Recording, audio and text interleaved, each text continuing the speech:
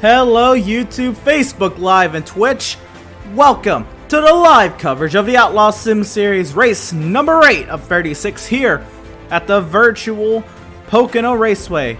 I'm Emerson Arden and we join you from the virtual Long Pond, Pennsylvania. Opening in 1971, the Pocono Raceway has played host to several racing series such as IndyCar, USAC, Trans Am, and more.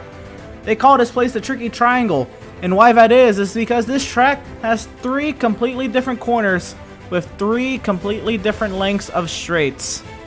Turn 1, modeled after the Trenton Speedway, 14 degrees of banking. Then you head down to turn number 2, they call it the Tunnel Turn, modeled after the Indianapolis Motor Speedway corners. The single corners of 1 or turn 2, you have that little short chute as well following that corner as you'll head into turn number 3. Turn number 3 has 6 degrees of banking, and that modeled after what we just had last week at the Milwaukee Mile.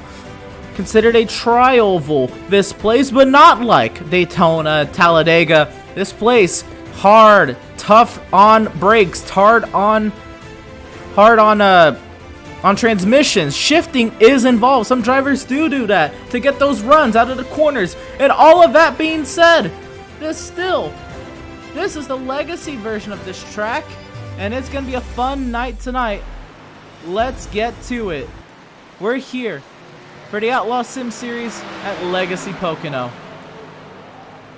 course, tonight we are starting our broadcast about 30 minutes earlier today. And it is because we are doing laps for charity. And that is where we are starting the session 30 minutes earlier. And shouting out a charity each week. This week we're doing it for the Victory Junction.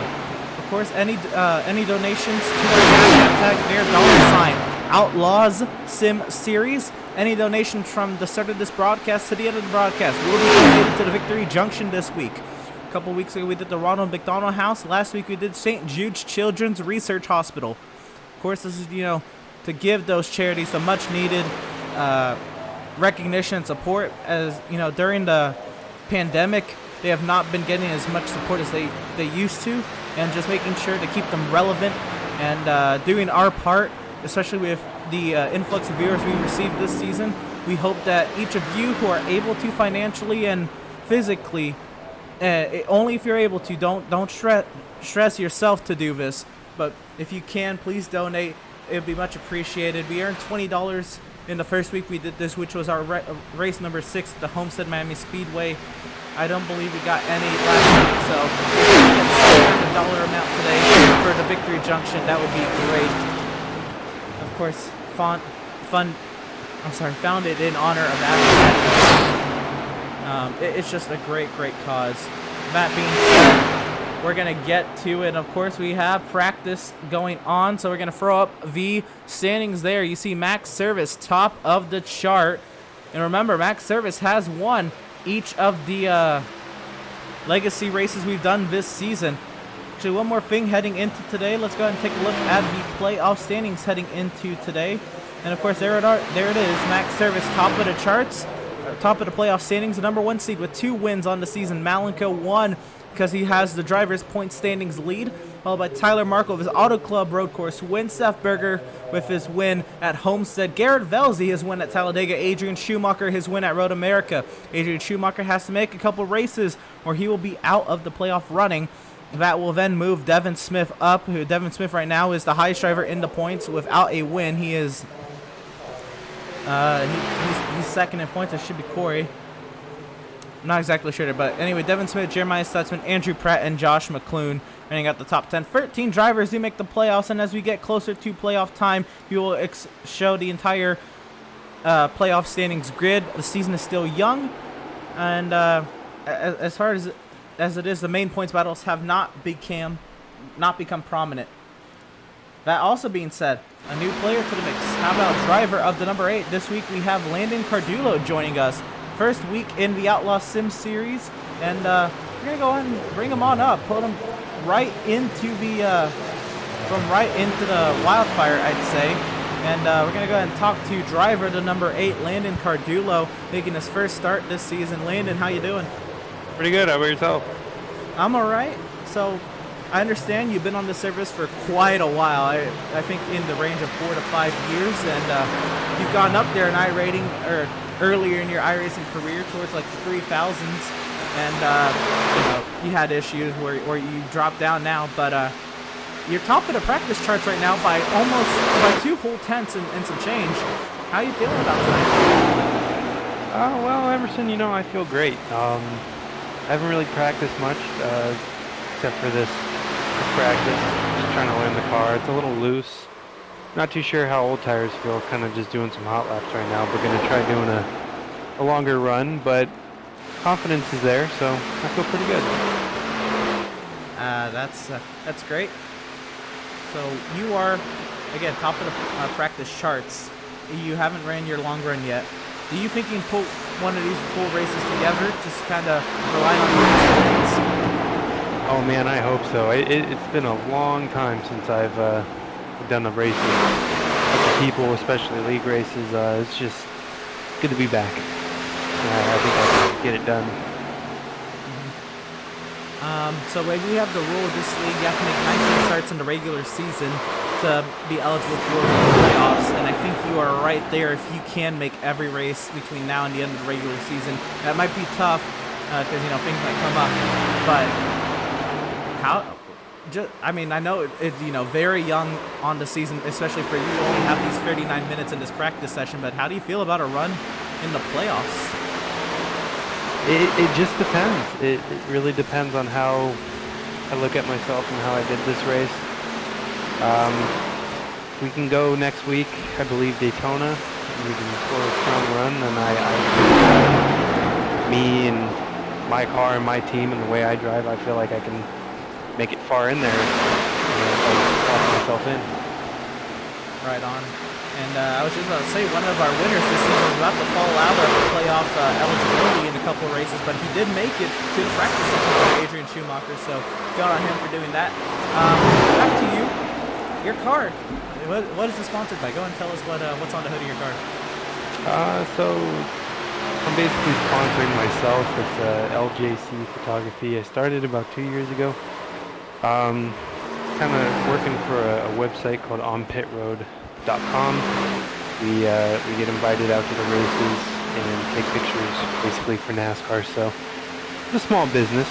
I mean, I wouldn't really say business, but it's a hobby.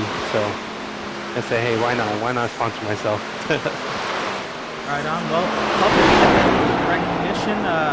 The top 3 get interviewed after the race, so hope to be talking to you towards after the race, maybe during some talking periods if we do get them. We might pull you on up here. Who knows?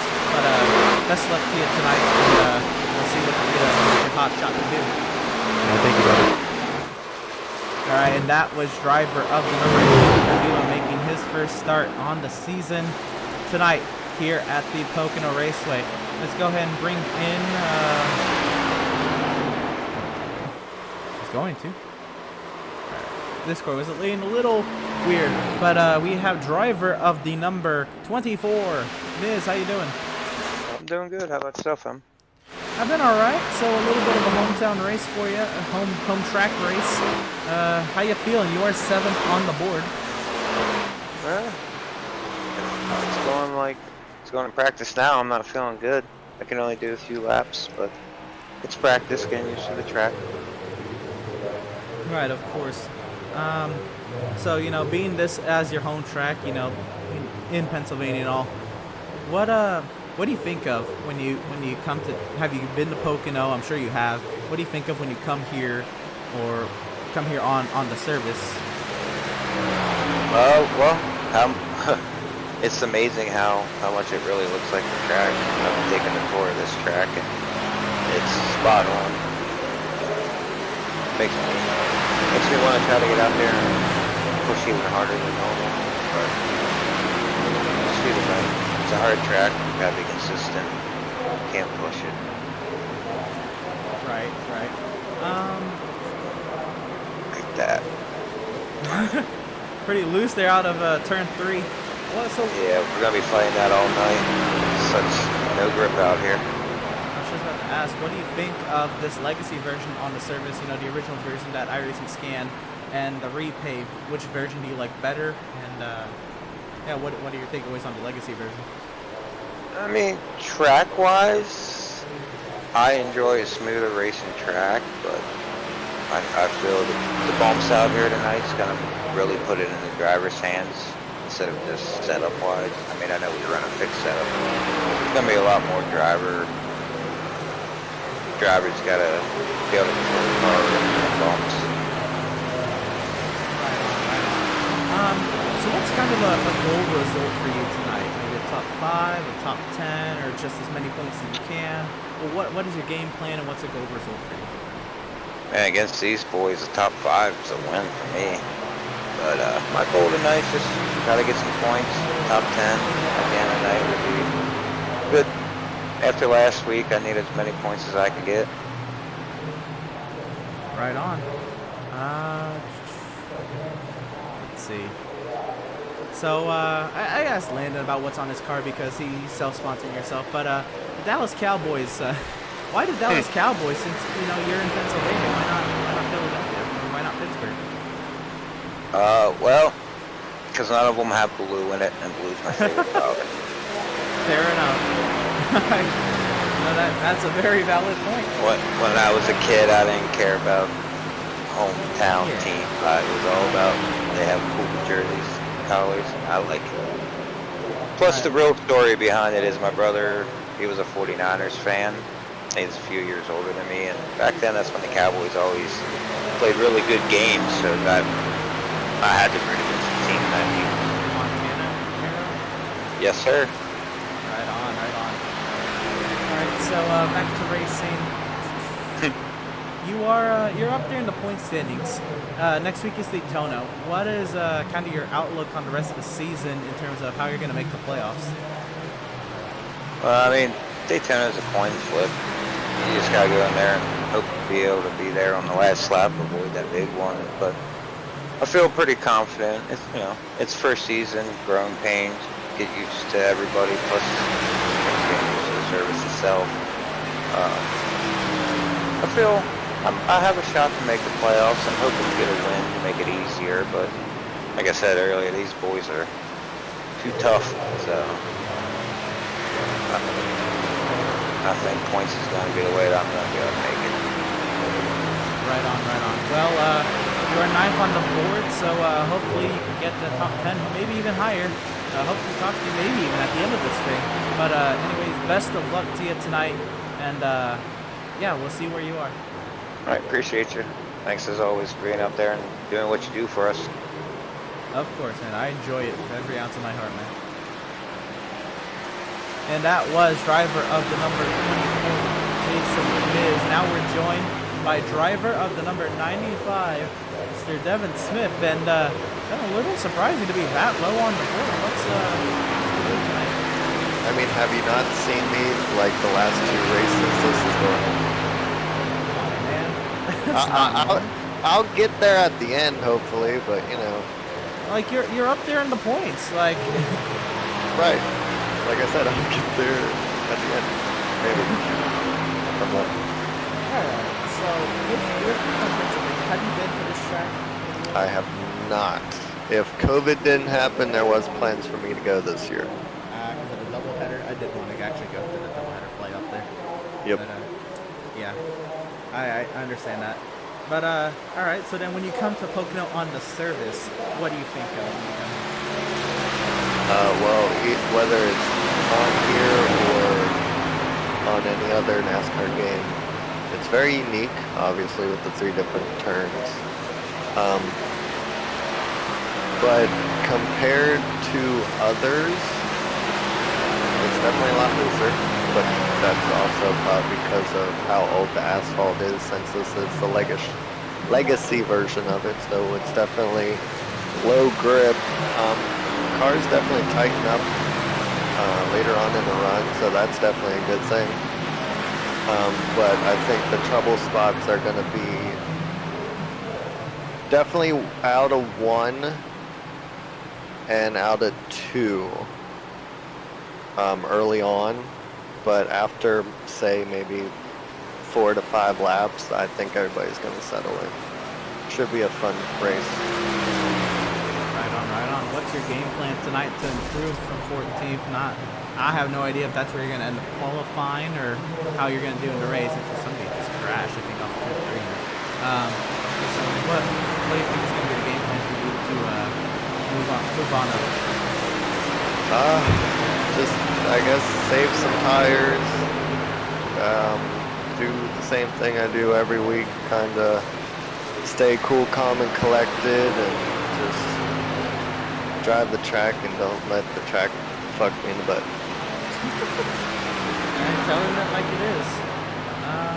So you're one of the top 2 drivers in the standings without a win this season. What is the game plan for you this season to make it into the playoffs? You're looking pretty stout on making it. You've been in a little rut here, but what is your game plan to make that 13? Hopefully 13 doesn't, 13 don't drift. Different drivers don't win, so I'll make it in on points. But there's always the wild cards that, we're going Daytona next week. That's a wild card.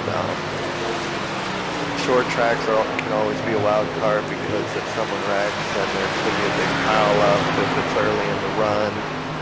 I mean, we could have a big one here coming off of turn 1 or 2 on the first lap, which could collect people.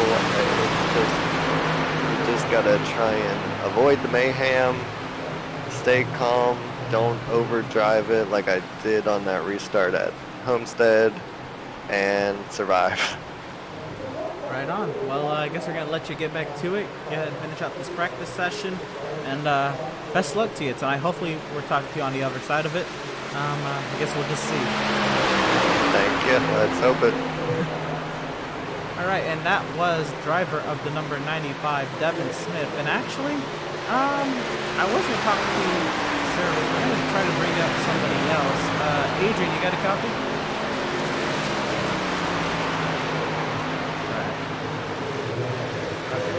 I guess not. Go ahead and bring in Max Service then. Max, you got a copy? Yes, I do. Alright, so you're right behind your fellow Canadian there, Andrew St. Court. We catch up with you. Oh, somebody's wrecked up ahead of you, so just watch that. Alright. But how you feeling tonight? Alright. I mean, I don't really know. I haven't done a lot of practice outside of this. I've ran like 4 laps, so I don't really know. It's kind of the same boat as I was in at Homestead, which kind of worked out pretty well. Right on. So I was teasing you earlier, and it's just a coincidence that the 2 wins you have this season are the legacy tracks, Fury Art, Legacy Pocono. What's your game plan? If you're third on practice boards, do you think you can make it a legacy sweep? You're gonna jinx me at this rate. But if I can keep it overall, I think we'll be at least on for a podium. I said that last week, but it did miss me. But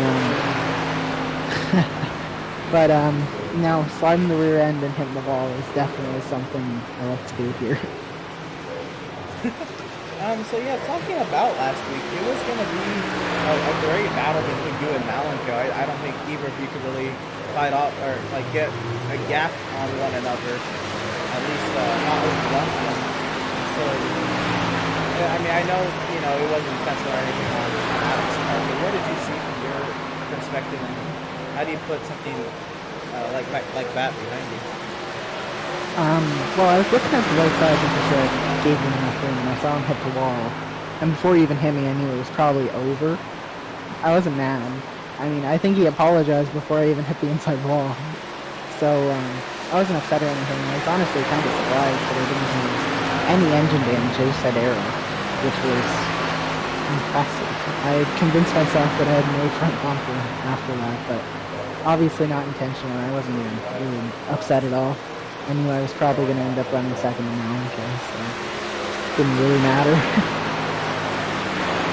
So today, you show up, you're practicing, and there's that new guy up on the top spot, Mr. Landon Cardillo. He has a 2/10 with a second advantage already. What is it going to take to beat him? And how did that kind of make you feel coming in here?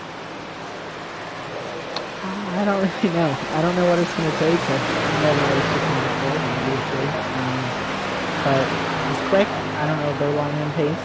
Hopefully, maybe I can find some pace on the long run. Not sure about that one, though. Haven't ran more than 3-4 laps, so...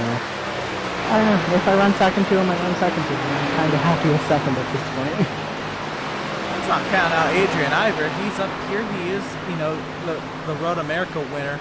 No, this isn't a road course. It is, a tricky triangle.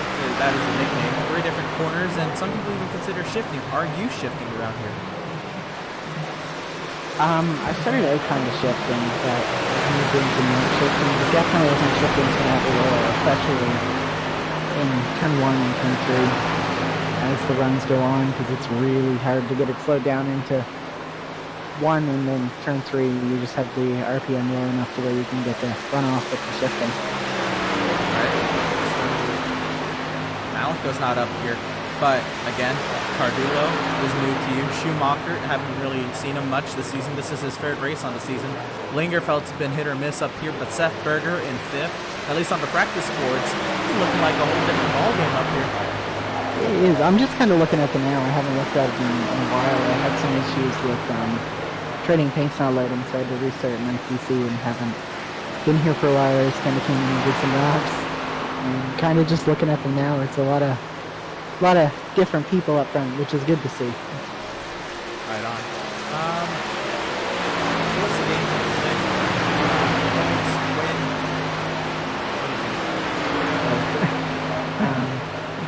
We'll try for both. I lost 10 points last week to Malenko, so gotta try and cut into that a little bit more and go for the points too. Right on. Well, best of luck to you tonight, and hopefully we'll be talking to you on the other side.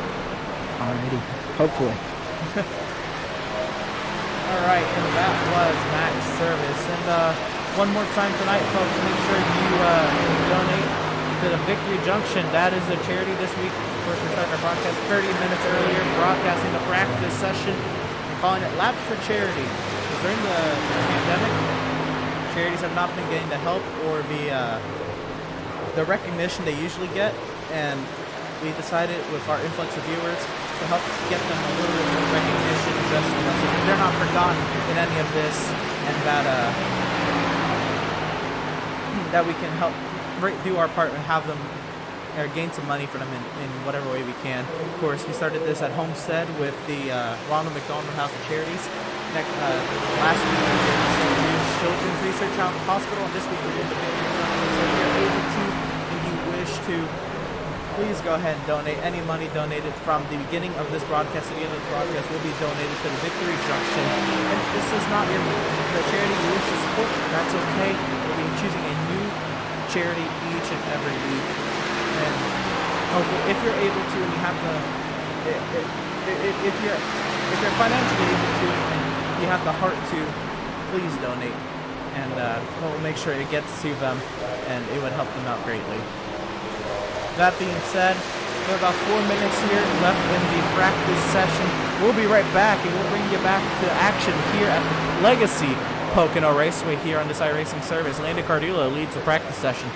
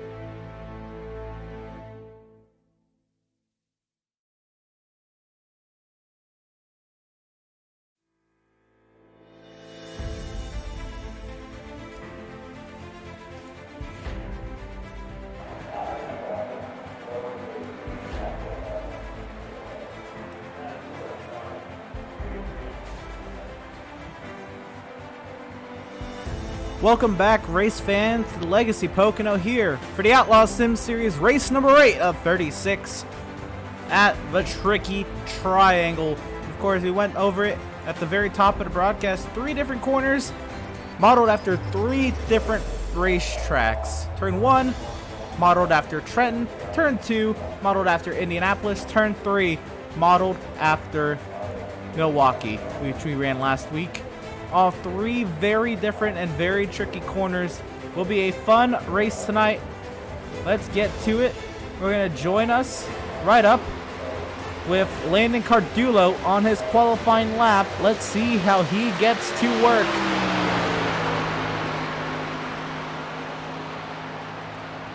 So he's starting his first lap now. Here he's going down the front straightaway and into turn 1.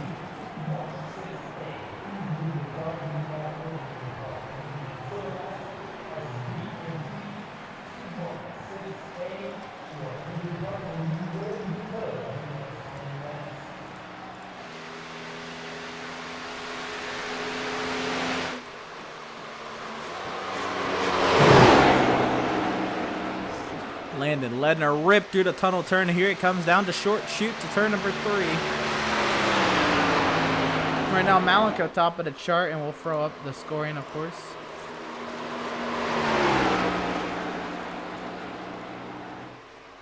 Here it is on your screen. Malico currently top of the chart with a 56.497. Landon comes to the start-finish line,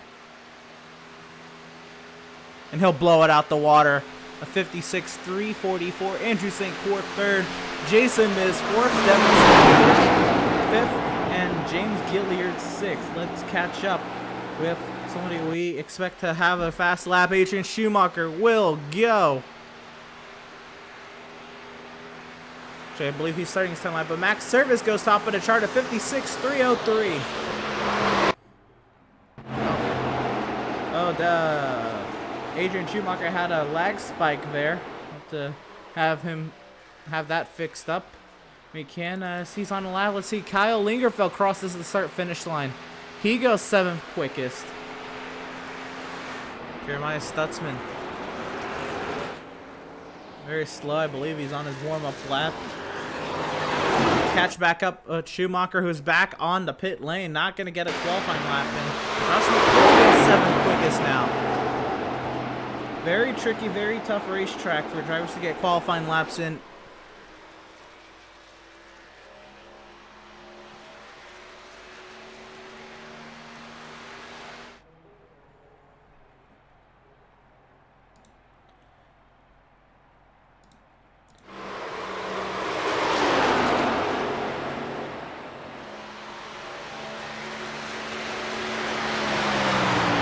Half the session remaining. Josh McClune right now, 7th quickest, trying to improve upon his lap time. Slides through turn 3. McClune going a little wide on exit. Actually, he went a little low on exit. Didn't get as much of the groove. But to the start finish line, McClune will go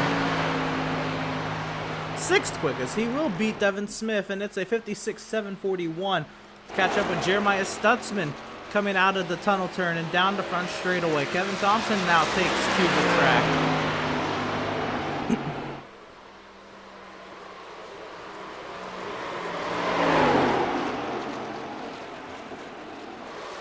Oh, Stutzman loose on exit.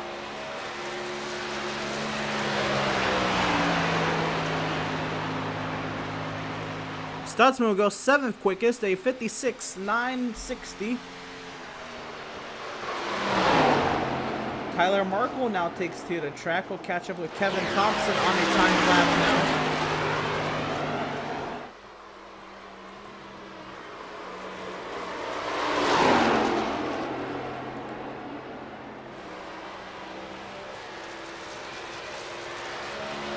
Kevin Thompson down to start finish straight.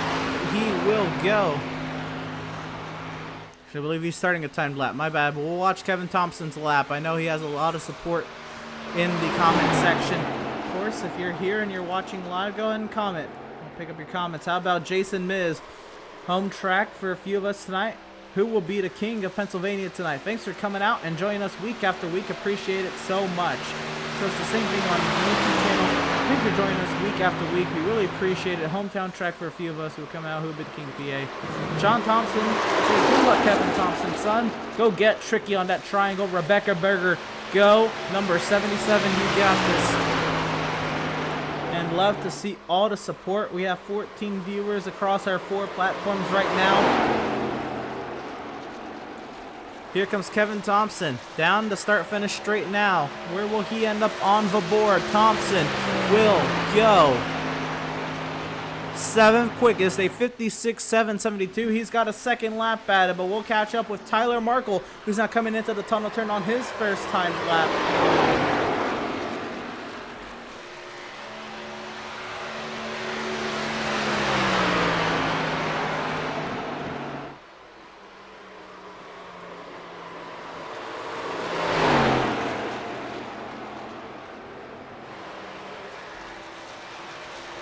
Tyler Markle down to start finish straight. Markle will go 12th quickest, a 57.268. Not impressive from Markle. He's still got another lap in him though, so he'll try again. Right now, Service, Cardulo, Malenko, Core, Miz went 5th quickest. Berger 6th. McClune 7th. Thompson 8th. Stutzman 9th. Steven Smith 10th. Kyle Lingerfeld 11th. Tyler Markle 12th. James Gilliard 13th. I cannot see Dan Park or Doug Solms or Brandon Richardson or Eric Peck or Adam Gardner or Andrew Pratt on the track trying to make a lap at it. And Adrian Schumacher is not going to make a second attempt at it. Kevin Thompson goes 5th quickest, a 56.601 for Kevin Thompson. Tyler Markle, the last driver to put a time as of now. Cannot see anybody else trying to do it. Tyler Markle will go faster, but will not improve. But he missed 11th position by 1/1000th. Oh man, oh man. That's something. Now 16 viewers across our 4 platforms. Don't go away. We'll be right back. We'll take another quick short break. 1 minute and we'll be right back to the action right after this.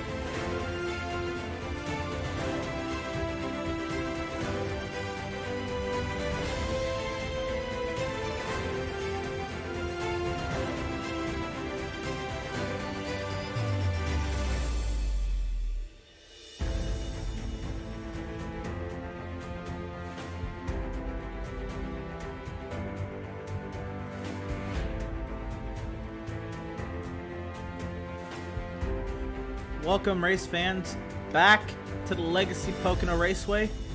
It's going to be a fun night tonight. 85 laps on the docket. And we have a Pratt Tile and Stone Pole Award to give out tonight. Guys, it is Max Service on the top step of the qualifying order. Max Service wins the Pratt Tile and Stone Pole Award today. And Pratt Tile and Stone serving all your tiling needs since 2003. Of course, Andrew Pratt, a big help to make this series happen. But tonight, we'll see what goes on here. How about Max Service? Top of the chart. Tops Landon Cardillo. We did not know if he was going to get there. Well, he did. But, let's see.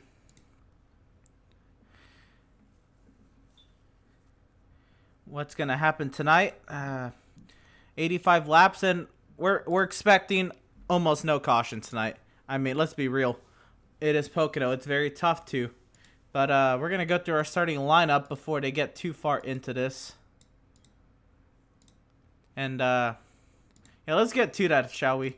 So we're going to go ahead and go through it. How about row number 1? We're going to have Max Service, and he did beat out Landon Cardillo. Row number 2 will fall back here. We'll have Malenko and Seth Berger. Row number 3, we're going to have the 89 Kevin Thompson, the 93 Andrew St. Cyr. Row number 4, we'll have the 24 Jason Miz and the 18 of Josh McClune. Row number 5, we'll have the 71 of Jeremiah Stutzman and the 95 of Devin Smith. Row number 6, we'll have the 65 of Kyle Lingerfeld, the 42 of Tyler Markle. Row number 7, we're going to have the 33 of James Gilliard and the 75 of Andrew Pratt. Row number 8, we'll have the 1 of Dan Park, the 56 of Adam Gardner. Actually did not take to the track. Is that a means of... Is he going to have to move with the race control? Uh-oh, that's something. Back here, though, row number 9, Adrian Schumacher. Did not put a qualifying time in, but he's fast. We'll see if he can move on up. Brandon Richardson also electing maybe to start from the pit lane or something. And Eric Peck will be to his outside. In row number 10, we'll have Doug Soames and Brandon Richardson. Back up to it, though. Max Service, Landon Cardillo. Landon Cardillo in his first start on the season. Max Service, how about him?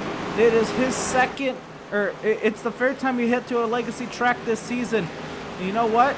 He's won both of the legacy tracks so far this season.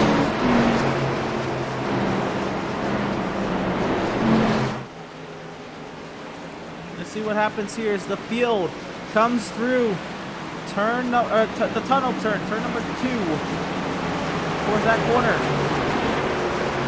Similar to Indianapolis. As these drivers, 20 of them, get ready to rumble here at Pocono.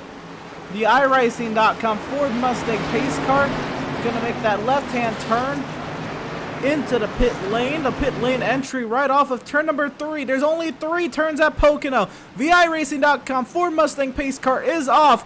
And the green flag is flying. Bernie, the flag man, is going at it. As Max Service takes the lead. How about Schumacher way down to the inside? This front straightaway 4, 5, 6 lanes wide. You can fan out if you want. Nobody elects to on the opening lap.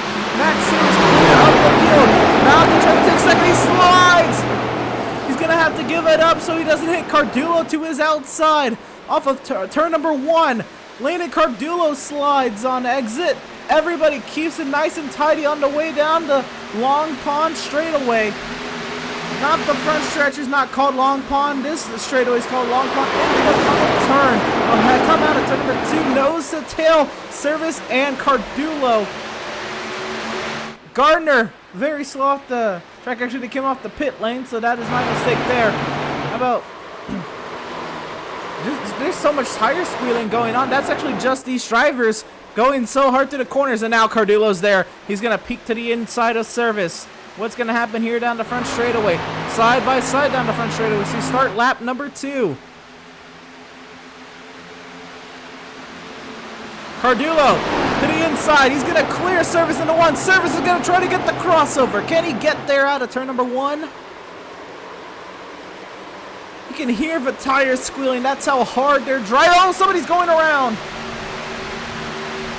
Back in the pack, that's going to be James Gilliard making an excursion in the grass, and looks like we'll be fine. Adam Gardner back down the pit lane. Go and take a look, see what happened to James Gilliard. We'll take a look at it. See, he is there in the third to second groove. He's right on that seam, and that's what happened. He was on the seam. Legacy Pocono, very known for rough surface and the seams, and only a little excursion in the grass, nothing too major. Max Service still tries to pile on the pressure here on Landon Cardullo, but Cardullo driving away. We fall back to the battles back here. Gaps update across the start-finish line. That is the live gap. Now, how about Malenko holding on off Seth Berger. Berger actually back here with Kevin Thompson. So two of the fan favorites going nose to tail, but they're in the top 5. Josh McClune there in 6th. Jason Miz in 7th as well. McClune peeking to the inside of Thompson now for 5th. We'll watch this battle into the tunnel turn. Will Thompson be smart here? Give him the spot. You can't go too wide in the tunnel turn neatly.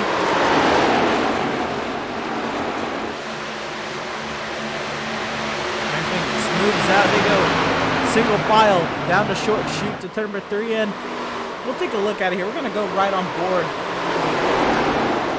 We'll let actually the battles die down. They're side by side back here, Stutzman and Smith, before we'll go on board. And double wide behind them with Andrew Pratt and Andrew St. Court. Double Andrews battling it out for the final spot in the top 10. But Stutzman and Smith, 2 drivers atop the driver standings who have yet to win this season. This in an all-important battle to see what goes on for playoff spots. Stutzman and Smith going at it. Oh, Pratt, big moment. Oh, and there's contact. Daniel Park goes around and oh, they get the 37. Caution on the back straightaway. 3 cars go around on the long pond. Big damage for the 37 of Eric Peck and Andrew Pratt as well. And Daniel Park does not have a front end as well. What happened? Oh, take a look at it here off the turn. Oh, Pratt got loose. Park. Oh no, I don't know. Oh man. I don't know what happened. I think Park maybe tried to take evasive action. Look at it here. This Park going down the front straightaway into turn 1. Pratt. He is there. A couple cars in front of him goes down. I think he's under the group. Oh no, he's the car up there. He just gets loose. Comes up and there was nowhere for Dan Park to go. Oh, and that was the 37. Wow. Let's ride in car on the 37. See this already happening. There's Dan Park right there, and he gets both. Oh man! Good thing it's a sim. Good thing it's all right. We'll get an overhead shot of this one. Let's see what happens to Andrew Pratt. We'll see. Here they're all chucking him up in front of him, and he hit both of them for good measure too. Man, that. Wow. Andrew Pratt's there on the inside. He sent it into turn 1. He's riding barely in that groove. He clips the seam of his right rear, and I think he went around. Yep, that's what happened. He clipped the right rear tire with the seam off of turn 1. You're going to be hearing that all day about the seams. They're so bad. He tried to save it and was going to correct it into the wall. Park had nowhere to go. Slammed into the side where it says Ford on that 75. Marco barely misses it, but the 37 of Eric Peck could not, and 3 cars junked on the long pond straightaway. The race to pit lane here with Cardullo in service.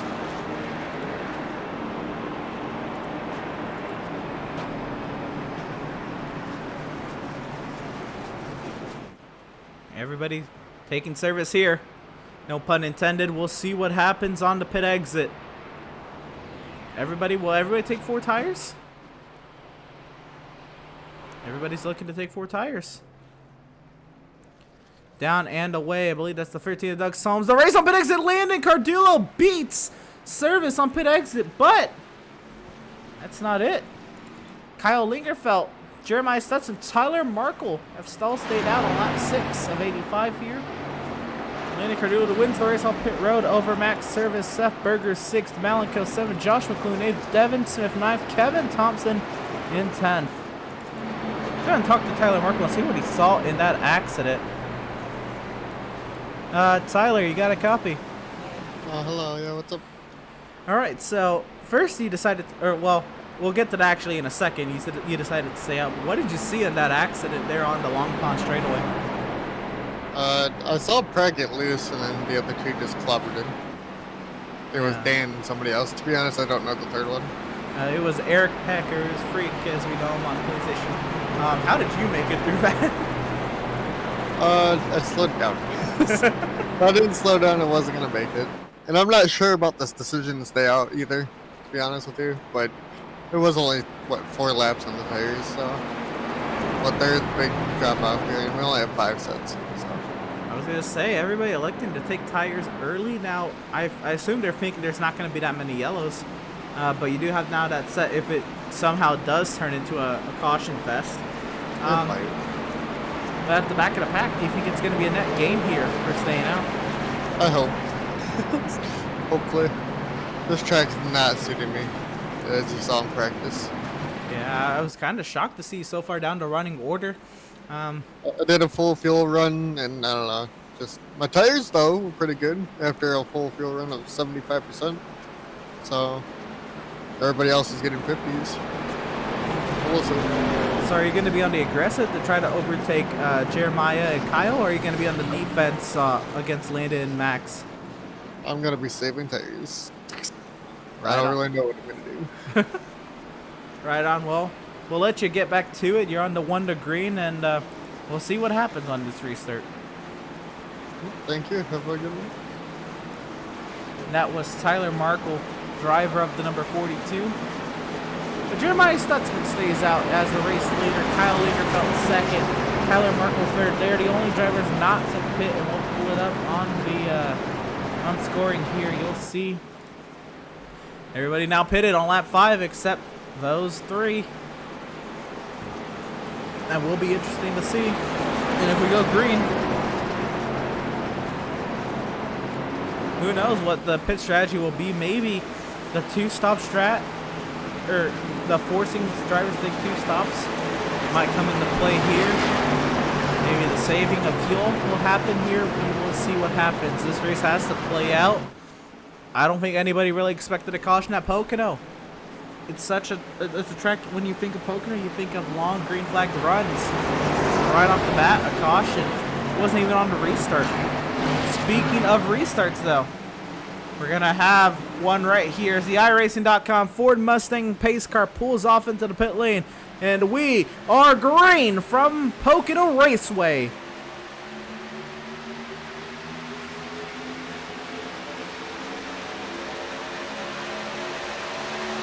Almost 3 wide here at the front, but Stutzman is clear of the field. See how everybody else fares. 3 wide further on back. Malenko slides. Marco now falls back into the clutches of Landon and Max Service. Everybody tight behind them. Car in the wall back there. I think that's Schumacher trying to work his way up forward. 2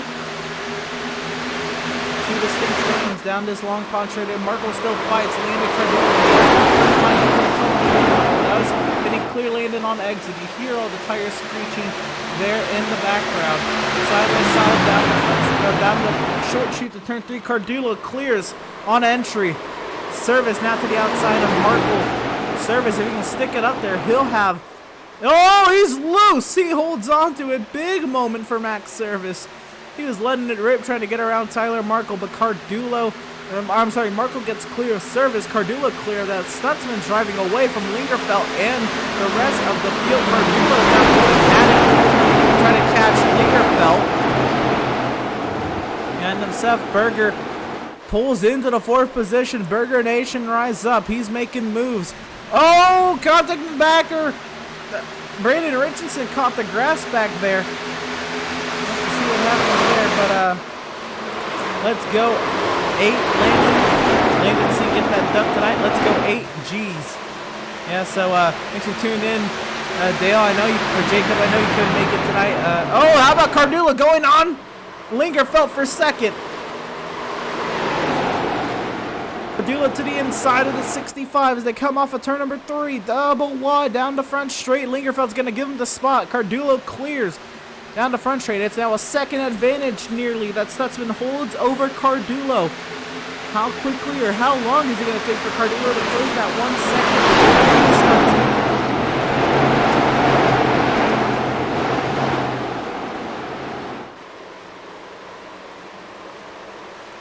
Whoa, loose is the 89 of Kevin Thompson. He'll hold on to it.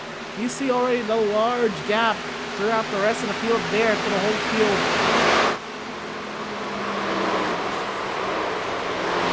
Cardillo really trying to make his gains, and I guess for what it's worth, we should give Jeremiah Stetson as much deserved TV time for the strategy. And keeping it tight up here, Seth Berger moves his way into third. There's battling going on there. Berger trying to clear Lingerfeld. They went up the track a little bit. Lingerfeld is clear of Berger. Janet Young says, go Steffi. Cardillo gained 2/10 that lap, but only 2/10. Jeremiah Stetson holding his own up here on 4-lap older tires in the green flag condition, but really 5 or 6 lap older tires for Stutzman to Cardillo and Berger. Mark Berger says, go 77, you got this, kid. And well, we'll see. Right now he's in third. Can he close that gap up forward? Cardillo has brought the gap between the top two down. Whoa, Lingerfeld sending it in on entry. You saw how sideways he was coming into the tunnel turn. And a short shoot to turn number 3, though. Lingerfeld actually gets to the bottom a little bit better than Berger, but up front it is closing up. Cardillo lurking behind Stutzman. Let's see how Cardillo's going to do this. How is he going to find his way around this 71 car?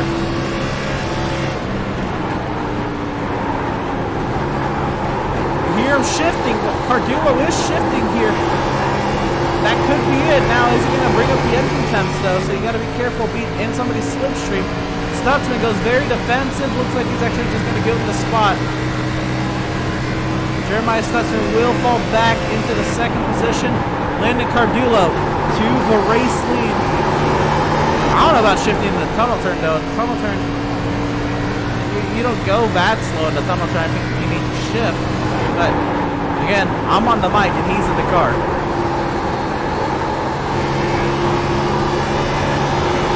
I'm kind of bored with Cardillo for another lap around here. Let's see how you really get it done around the tricky triangle, if you will.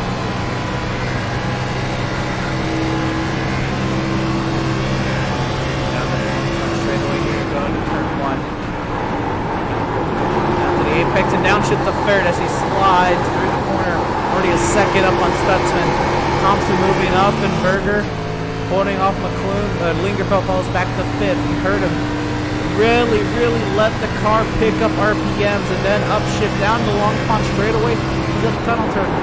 Now, I don't agree with shifting here because it's not that much of a slowdown, but he does. We'll see if the engine can hold on to it. Really bounces it off the rev limiter and into turn 3. Long sweeping corner here. Corner modeled after Milwaukee. Bounce off the rev limiter, gets up to 4th gear, and that is a lap around the Pocono Raceway. Landon Cardillo.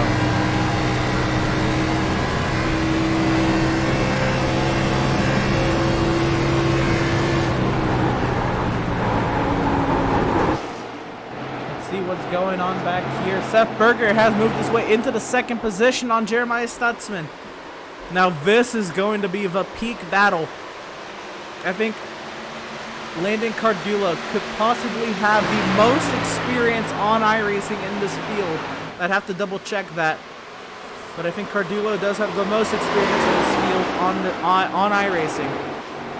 Seth Berger, I think he has the least experience in the field on iRacing. Back here, Stutzman falling back big time now behind Lingerfeld in Malenko.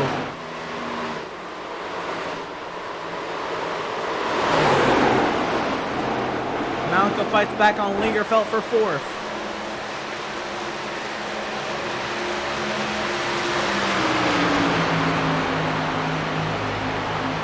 Side by side down the front stretch now. Malenko will have the preferred line into turn number 1. Lingerfeld, again, he's on the older tires, so he's got to do something to conserve these tires. Maybe try to saved them, I guess, because it's probably going to be a one-stop strat for everybody who did pit, and now you're off sequence if you don't get another yellow.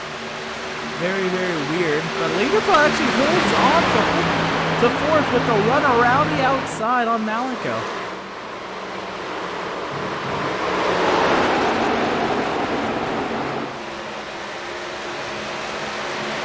Andrew Pratt is out of the race. Dan Park comments, that was a hard hit for me. Eric Peck says 37 is done for tonight. All at the same time, you hate to see that. All three of those drivers 10 laps down out of the race. I mean, those were big, big hits on the engine. Malico lines up this shot on Lingerfeld for fourth now.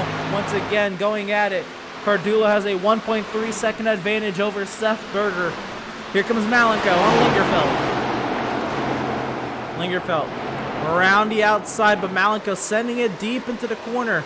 Side by side down to Long Pond, they will go. Service has a little bit of front end damage there. Wonder where that came from. Malico still fighting hard up the inside of the 65 into the tunnel turn now. Let's get that dub 8, Jake Gonzalez says. Will Service want to take it 3 wide, or is he going to try to push Malico past Lingerfeld? Malico sends it into turn 3, but Lingerfeld around the outside. Now you expect Malico to really do good in turn 3 because of Milwaukee, and this turn 3 is modeled after Milwaukee. But now we got a good gaggle of cars here. Malico is clear of Lingerfeld. Now Service attacks Lingerfeld. Devin Smith into the mix. Remember where he was in practice? He was 14th in practice. Now Devin Smith into the top 10 and 7th, and he can maybe sniff out 6th from Lingerfeld. Thompson is here as well, one of the fan favorites in the chat.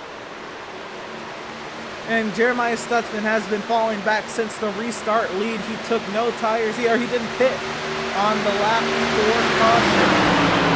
Chris Newhall says, go 77 from Crestwood, Illinois. Thank you for supporting us, Chris. Thank you for supporting staff. And into the wall goes the 7 of Malico. He's going to collect. No, Max Service goes around. This is going to be in front of cars. Devin Smith gets involved. Oh my goodness. And our points leader and the #1 seed in the playoffs get together 2 weeks in a row. A car to the outside of Max Service hits the wall, comes down and hits Max Service.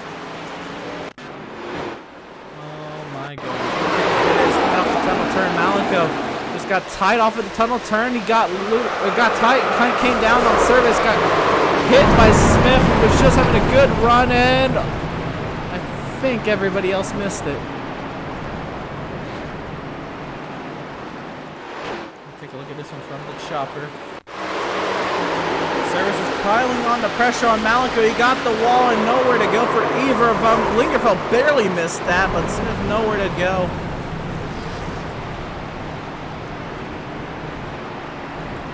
I have to ride on board with Lingerfeld and see how he missed this wreck. That was insane. Right on board. There it is. Malico into the wall around. Woo-wee! That was close. That was close.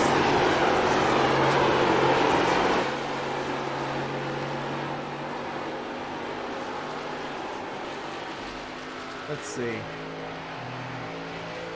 Actually, I'd have to do the same for Max Service's point of view. This is not Max Service. This is Jason Miz. Max Service here. So here he is. We're going to ride on board with Max Service down to Long Pond. See how he piles on the pressure on Malico into the corner. He's going to send it in. What a send from Service. He's going to get to the back bumper, and Malico got tightened up into the wall, and whammo.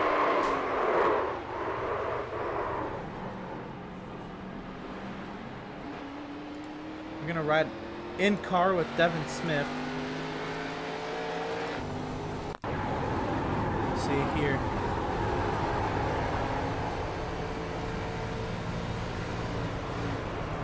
Nowhere to go.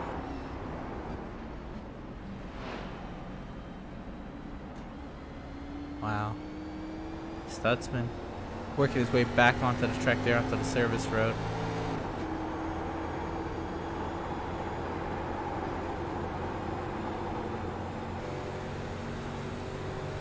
My. Well, here we are on the pit lane with Devin Smith. Big damage for Devin Smith. Kevin Thompson has now stayed out. Now this, I don't know about this call. They ran a lot of laps on their tires. He did. It's your pit onto your lap 5 yellow, yeah, but man, I don't know about this one. I don't know, but importantly enough for Burger Nation and everybody on the pit cycle now, where everybody's who pitted on lap 18, Seth Berger is ahead of Landon Cardullo. I'm gonna assume by virtue of the pit cycle or the pit stops. So we're gonna try to get a word in with Seth Berger and see what happens here. Let's talk to Seth. Hey, Seth Berger. This is the Outlaws booth. You got a copy? Yes, sir. All right, and actually, it looks like you're gonna take the lead here. Was not sure what Kevin Thompson was really thinking, staying out there, but he did come in and pit. But you beat Cardullo off the pit lane. I'm sure that was huge for you. But how's the car been? You know, it's been surprisingly good in practice. It was definitely really slick out there, so I wasn't too sure how I was gonna run, and I wasn't too sure about my long run either. But I started catching Landon in the later run right there, so that was definitely a positive. But he's got a short run car, so I'm gonna try to hold him off here. But if I can't, I'm just gonna let him go. Just try to run my race, and hopefully I'll just get him back on the long run.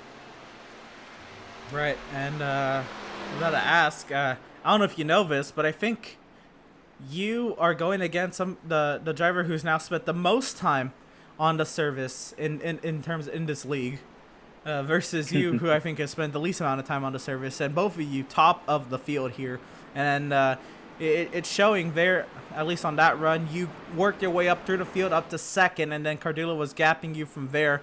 What are you gonna do different, I guess, on this restart?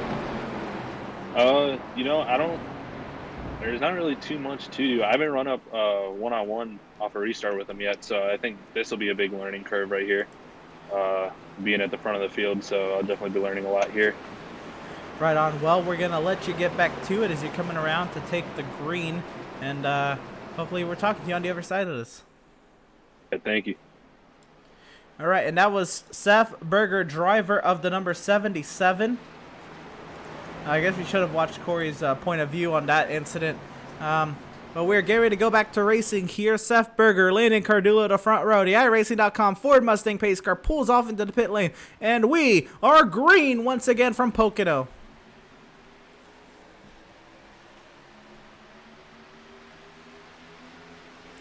Seth Berger goes up as Cardullo goes down. Cardullo trying to clear McClune into one. It's going to be nose to tail with the top two.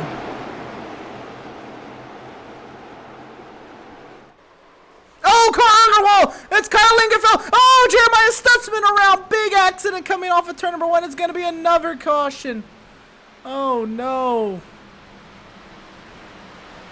And I don't think that is what Dan meant by watch Corey's point of view.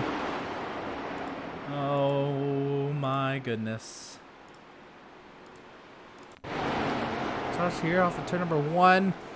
Corey, he was down low. Oh, Miz got loose, caught Stutzman, and Richardson nowhere to go, and Lingerfeld there as well, trying to get out the way. You see there, almost clipped Malik on the way back. Let's see what happened with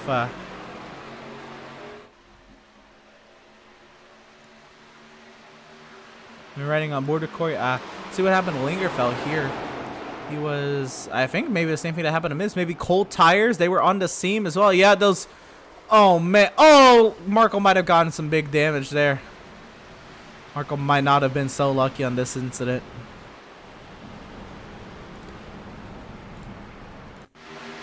Let's see here, the overhead shot. Maybe we can get both of them in this.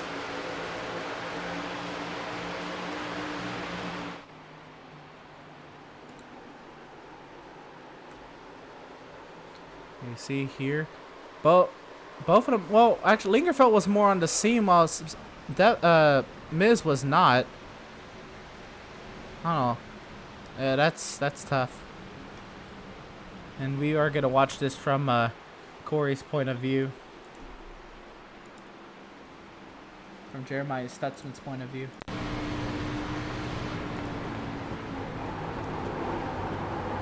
here he is. Chasing this to his outside. He's not even on the seam. He just got loose and they met, and nowhere for Stutzman to go. And all of a sudden he's facing the wrong way. Let's see with Kyle Lingerfeld. What happened to him? He just got the seam, and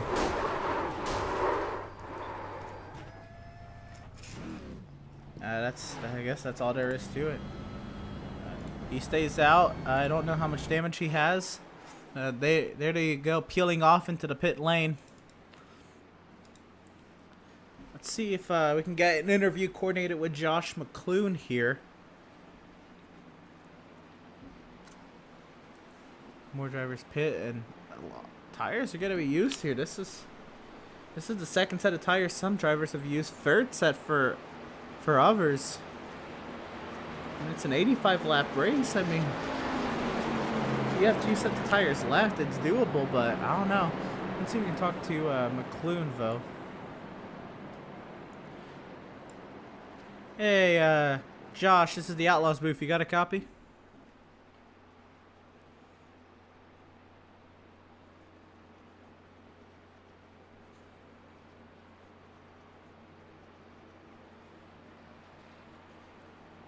Try again. Josh, this is the Outlaws booth. You got a copy?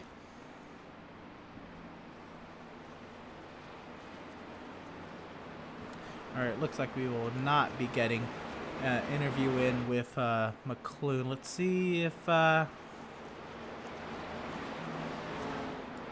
Gardner. Hey, Spoob, this is the Outlaws booth. You got a copy? Gotcha. Alright, so I saw you started from the pit lane there. What happened?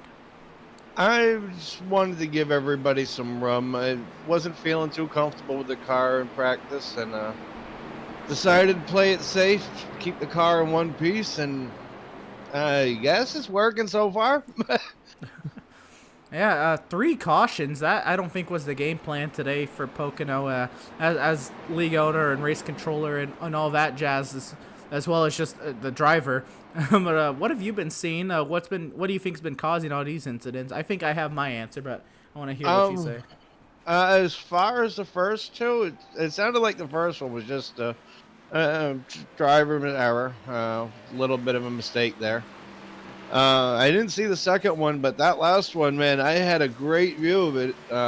Addy in the 65 right there in front of me did a little bit loose, and when he went to catch it, he kind of went for a ride, and saw him collect a couple cars in the mirror. So I knew there was going to be a caution coming out, and I looked out the windshield and saw a couple more cars getting together in front of me. So just kind of held on and tried to steer for a hole, made it through, kept it clean. Right on here. So I believe it's 5 extra sets of tires these drivers have, or? Yeah, we started with 5 sets in the pits and 1 set on the cars. So, it's definitely. I'm curious to see how it's going to play out. We still got a long way to go, but I was going to ask. What can happen? You know, we have 60 laps to go, and some drivers are on their first set of tires from the pit lane. So this is going to be interesting to see how this plays out. Was this purely a call to save tires or get track position, or what was it? Oh, what, staying out? Yeah. It was just we only went 1 corner from the restart. I'm figuring, all right, I'm close enough up to the front that might as well go for it. Stay out, try to get a little track position, see what I can make of the day. Worst case, I just hang off to the left, and I think we're getting ready to go back to work, though. Yep. I was just about to say, I'm going to let you get back to it, Ven. And, yeah, we'll see what you can do from the 5th position. All right. Appreciate you, and appreciate everyone watching. Right on. And that was driver to number 56, Adam Gardner. As the iRacing.com Ford Mustang pace car pulls off into the pit lane. Seth Berger, Landon Cardulo to front row. Green flag back in the air. Round 2. Berger, Cardulo.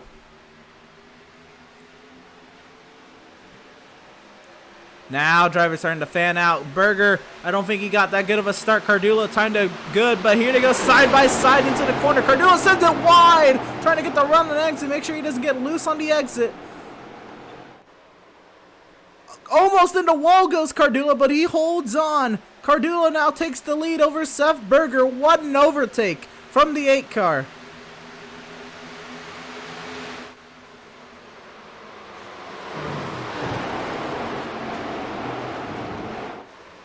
Interview 5th. Yeah, I was actually going to interview 5th. All right, that's what I did. You'll get them next week, Andrew, says Lisa Pratt. You know, that's great. That's the kind of support we need. And Dan says, go Spoob. But everybody, yep, singles it out up front. 60 laps to go here at the Pocono Raceway. Actually, 59. No, that was 60 to go. Let's see what's going on over back here. Max Service in some deep traffic back here of Adrian Schumacher. Service, I don't know how much damage he got into contact with Malenko, but Richardson has no hood in front of him. And Jason Miz has been in an incident or two as well. Interesting, Corvo in 6th, he hasn't been in an incident. Everybody kind of singles it out back here. And Richardson, how about no hood? Let's see how this looks from the onboard. Oh, wow. You really see everything on that.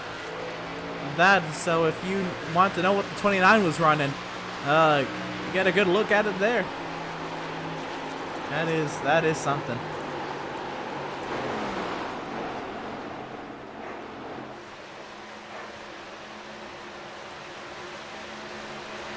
Let's battle for 7th. Now Cardulo now has a 4/10 of a second advantage over Berger. McClune here in 3rd. McClune may have something to say about this race. McClune has been fast. He's up there in points. He's 10th in the playoff standings. Where did Josh McClune end up being? Here comes Berger. He's closed the gap on Cardulo, actually. I'm going to ride on board with Seth Berger and see how he works his way around this 8 car. If he can.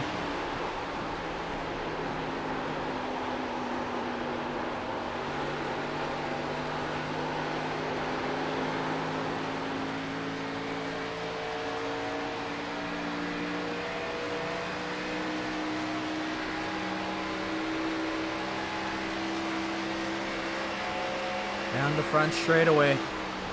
Didn't close as much as he'd like. Cardulo sends it into 1. And the cautions are helping Cardulo keep that engine cool, but Berger is not keeping Cardulo cool. Berger now with a great run out of 1. The slipstream down to Long Pond. Cardulo goes defensive.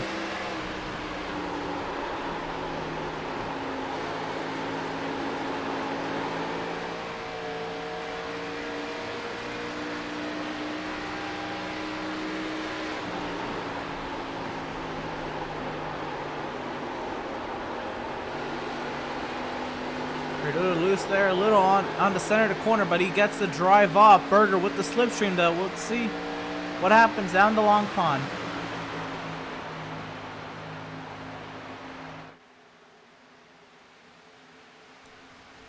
Also updates on the retirements this race. Kyle Lingerfeld, Andrew Pratt also out of the race. Malenko, last car running, last car to lead lap. He is not in the queue. Or not on the line. He's 26 seconds off the pace. I think he has engine damage. Jeremiah Stutzman 11 seconds back. Doug Solms 11 seconds back.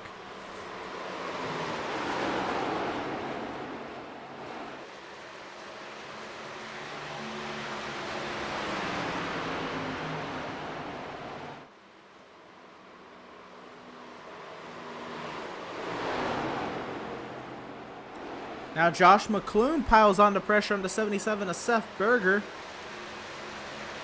As they'll go nose to tail down the front straight. McClune trying to get the slipstream, trying to find the weakness on the 77. I think the 77's weakness was he's been fixated on the 8 and wasn't really concerned about the 18, but McClune says, hello, I'm here.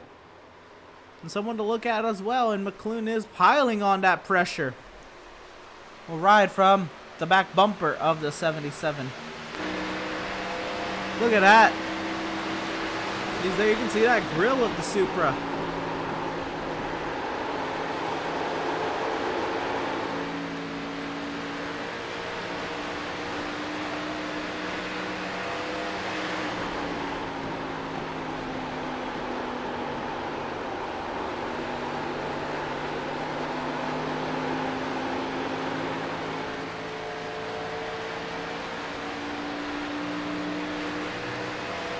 McClune's still not making a move, but not close enough to make a move, but not falling back at all. He's still right there, and this is going to be a tight battle between the top 3, all being equidistant from one another. Look at this. Top 3 is insanely tight. Cardullo goes defensive with the slipstream.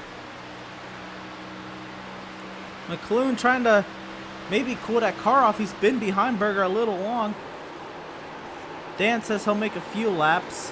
I'm sure Dan will actually go and make a few laps to go get actually Jason Miz, who's just dropped out of the race. So yeah, I'm sure Park will probably go out and maybe run 25 laps or so. Try to get those spots and points. But something just happened with McClune. Maybe made a mistake in 3. He fell off a little bit there. But of any of the battles, I didn't think that Pocono would have this tight of a battle for the race lead. But there's a tight battle going on back here with Gardner and Schumacher and Thompson as well back here. Thompson wanted to check in on him. He's here in the 8th position, alive and well, trying to get up to Andrew St. Cyr. Well, Gilliard with a nice, quiet, solid top 4 run right now in the 4th position.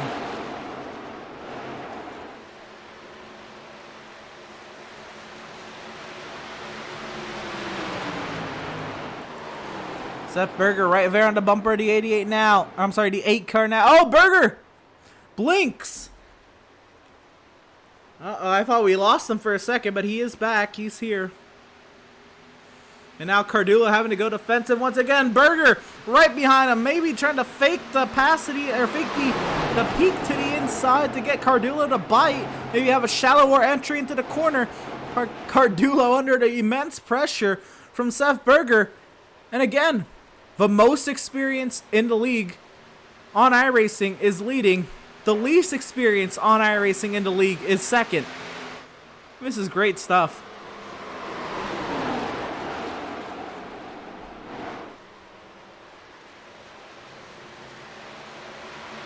Here comes Berger to the inside. Berger going for the race lead. He slides on corner entry. Cardullo gonna get the crossover. Berger, he blocks beautifully at the apex. Now Cardullo will be all over the 77 on exit. Are they gonna go side by side down the front straight? Cardullo, can he get him back? Cardullo still fighting that 77. He's gonna try to peek to the inside now. Nose to tail. Landon peeks to the inside, but Berger has it now.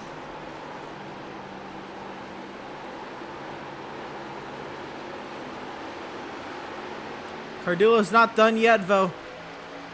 And now Berger, I think he's learned a lot from being behind Cardullo and defending. Like, oh, even deeper down the racetrack they go. Cardullo all over the 77 still, though. But we'll see how the 8's engine will hold up now, being behind somebody and shifting. Schumacher did get around Gardner for 7th, but Thompson got around both of them for 6th. Great stuff while we were watching that battle for the race lead. And Thompson, he may have something for a top 5 here. So our fan favorites of a double top 5 could be in the works as we work lap 34 of 85. Seth Berger now increased the gap to 0.3 of a second and growing, actually closing on entry at least, because remember Cardullo shifts in the corners. We'll ride on board with Seth Berger and see how he attacks this track and see what maybe the differences are there. And let's see if there's any significant battles going on other than there is no significant battle going on. Gonna go ahead and ride on board with the 77 and see how he attacks Pocono. So here he is, going actually wide on entry, trying to get a good arc to be there at the bottom. Cardu is now falling back. Oh, Cardu must have made a mistake. He's falling back 8/10 now. Something must have been something amiss maybe with Cardulo. He just have a bad tunnel turn. We'll see here with Cardulo into the tunnel turn. He was close. Did he get loose? Oh, he missed the entry. Oh, he shredded the right front with that as well, and that allowed McClune to get to the inside, and now McClune in second. But Cardulo's not done with him, but I think Cardulo is shredding the tires. Seth Berger holds on now, 8/10 of a second out in front. Thompson under attack from Schumacher now. Schumacher going for 6th.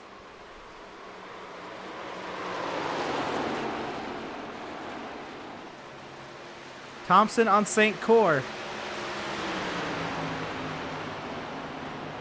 This for 5th. Schumacher wants to get both of them.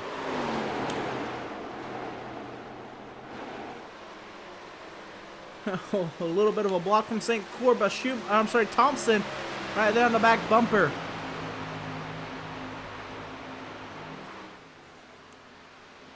Thompson peaks. He's peeking. He's thinking. He wants to send it. He sent it. I don't know if he was close enough to send it, really, but he did. He will not get any real advantage on exit there.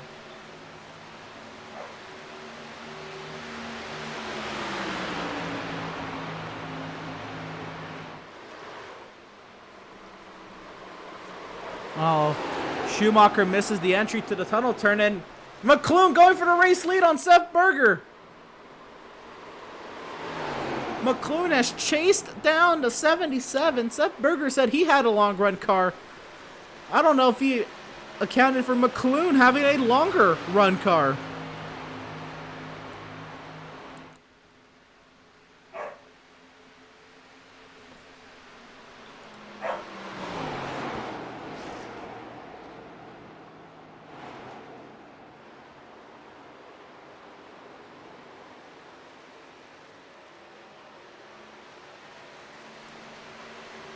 Berger gaps McClune there on the exit of turn number 1. How does McClune get up to the 77? Something must have gone amiss for Berger or something, because McClune closed the gap big time. We'll see if he gets it back maybe in turn 3. Does McClune drive turn 3 a little bit harder than Berger, or what happens here?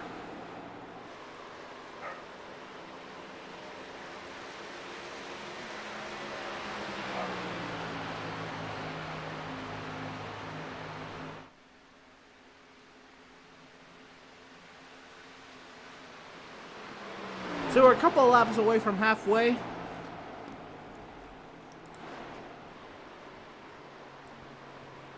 Let's hear it for a little bit of a crank it up, shall we?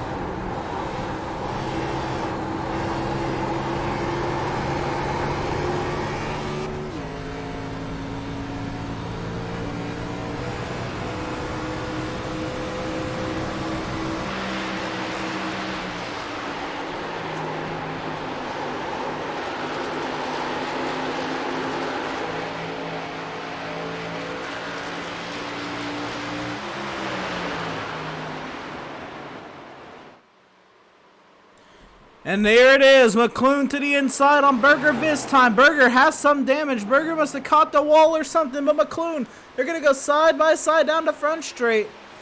It's going to be to the start-finish line at halfway. It's going to be Berger leading at halfway. Not that that has any significance, but to the pit lane goes Andrew St. Cyr. McClune has preferred line, but Berger still fights. McClune will take over the race lead here at Pocono over Seth Berger.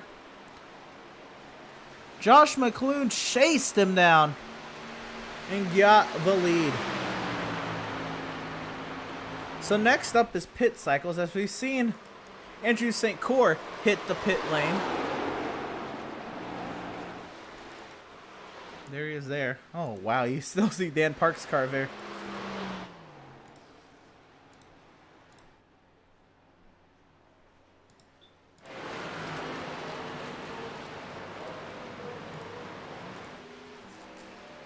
Oh, and actually, there he goes, Dan Park leaving.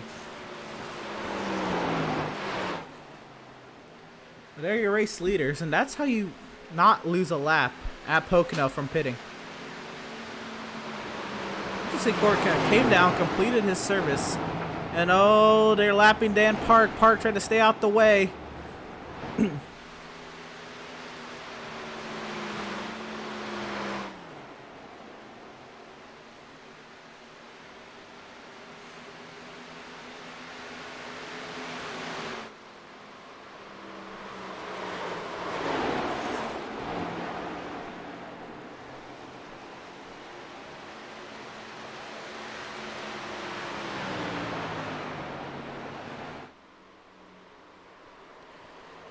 So, with Cyr pitting at 41, St. Cyr probably, and he did stay out, I think, at the lap 18 caution.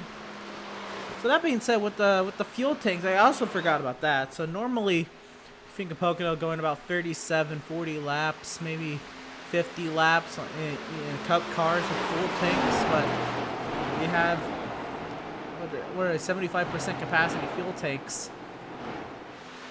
And splitting this race to the end is going to be tough because it requires you from going from, well, 18 for these leaders, 22 for those in the middle of the pack who might have a better chance at making it on a one stop to the end.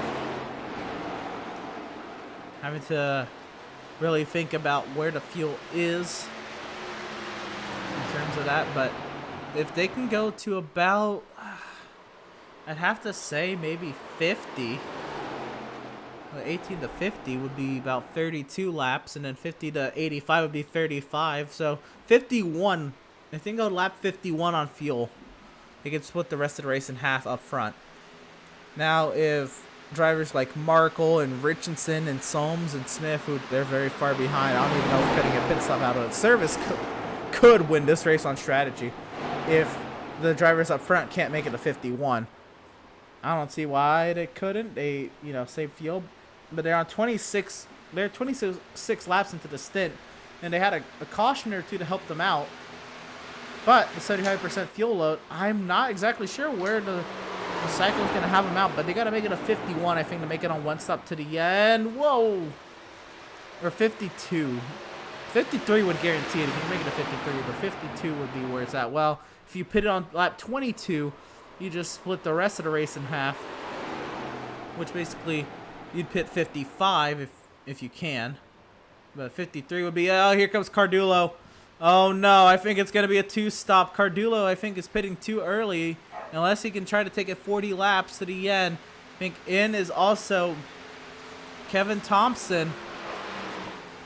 Oh, and those drivers who pitted on that last yellow could be something to watch here.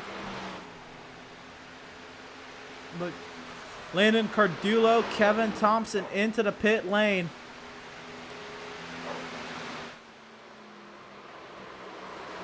Here, the battle for the lead. Berger gets back by McClune.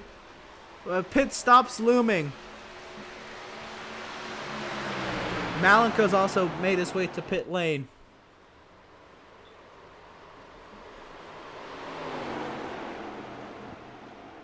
Are either one of these drivers coming to pit lane? McClune is, Berger is not. So Josh McClune into the pit lane.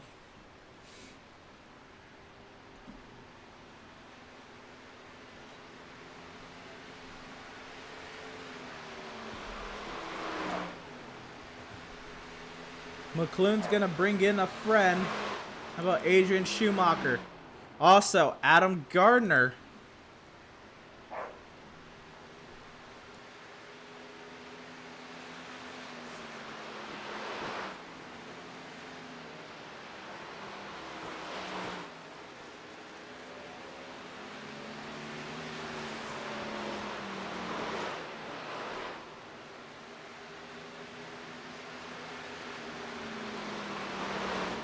So with Josh McClune's pit, does it bring Seth Berger to the pit lane? Seth Berger, you'd have to think, is coming in now. Yes, he is. How long can Gilliard go?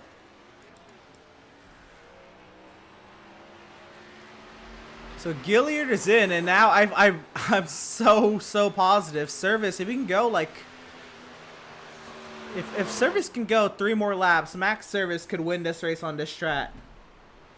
Because I don't know what it's going to take for Berger and everybody else to make it to the end on one stop. Well, I think Service, with the math, if he can go to 51, 52, I'd say, can make to the end on this strat. Well, actually, I don't know. It'd have to be 53, and then he have to save. But if Service has been saving... This is something. Also, proper shout out to Doug Soames in 2nd position. How about that for Bud? Doug Soames in P2. Great to see it. 13 of Doug Soames there.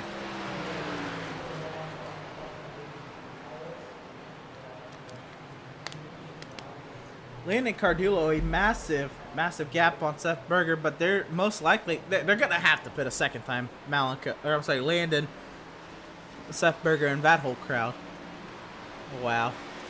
Tyler Markle into 3rd position. Landon Cardullo is the effective race leader over Josh McClune by 0.4 of a second. But Max Service is pitted. Oh no, I don't know. Oh my goodness, this strategy at the end of the race is going to be absolutely bonkers. Doug Soames, can he stretch it 2 laps, 3 laps, and have a shot and stretch it on the 2nd stint? This would be something. What a statement it'd be if he could.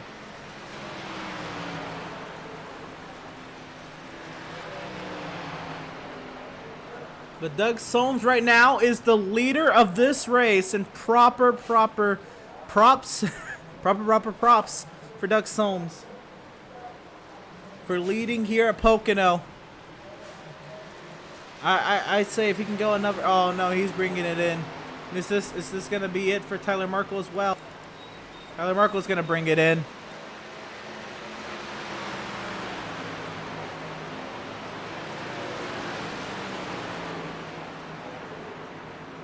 The race on the pit entry. Tyler Markle beats Soames on pit entry, and Landon Cardullo takes over the race lead.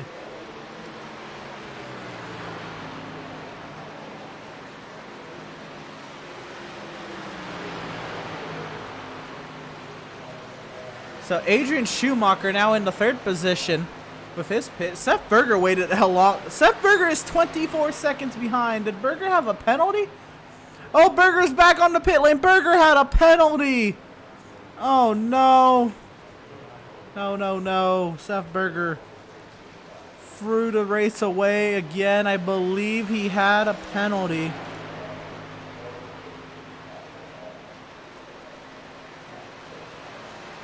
I saw Cardullo. Unless this is Berger's 2nd stop. No, he's still in the pit lane. Down and away. Yeah, I think he had a penalty. He's a lap down. Man, oh man. And was it pit exit or was it speeding? It has to be speeding.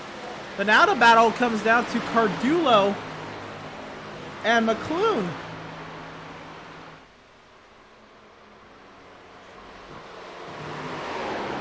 Now we know McLuhan has a good long run car. Cardula's kind of have to just stick it out as long as he can.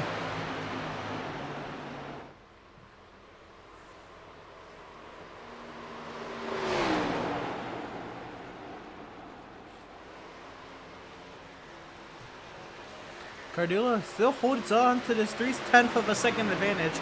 Not the gap I thought I'd see at Pocono. And now, I don't know, anybody can make it to the end of this race without stopping a second time. So, now it just depends when you make that second stop and how. Because Berger could technically not be out of it. Oh, here we go. McLuhan on Cardulo. To McLuhan to the inside. Cardula with the block. Cardula will sail it into the tunnel turn. Loose on exit McLuhan. Tight on exit McLuhan even tighter. When McLuhan peaks into turn 3.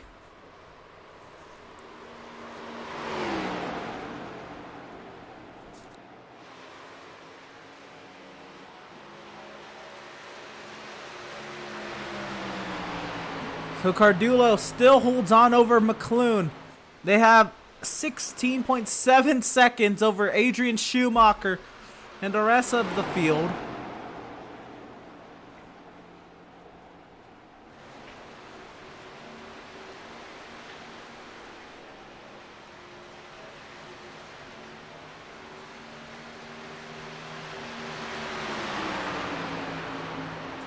Adrian Schumacher, Adam Gardner in 4th. Now this is something, now it really depends when you pit. You're not going to take tires on that final stop, I don't think. Unless you just split the rest of this race in half.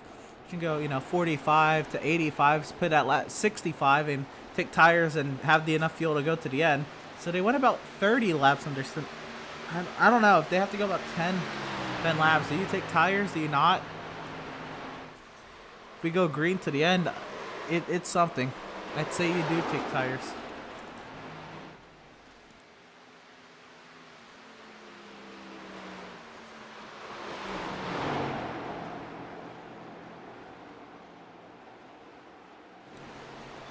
But Cardula now open up to 4/10 of a second as they catch the lap car of Devin Smith, I believe. Yeah, Devin Smith is going to go a lap down, putting 9 cars on the lead lap. Seth Berger, Malenko a lap down. Stutzman, Gilliard a lap down. Landon, oh, I think he caught the wall. He did catch the wall. Here comes McLuhan for the lead. Oh, and Smith's going to be in the way. McLuhan, he's going to use the lap car as a pick. Cardula has to check out to get around Devin Smith. McLuhan takes the race lead.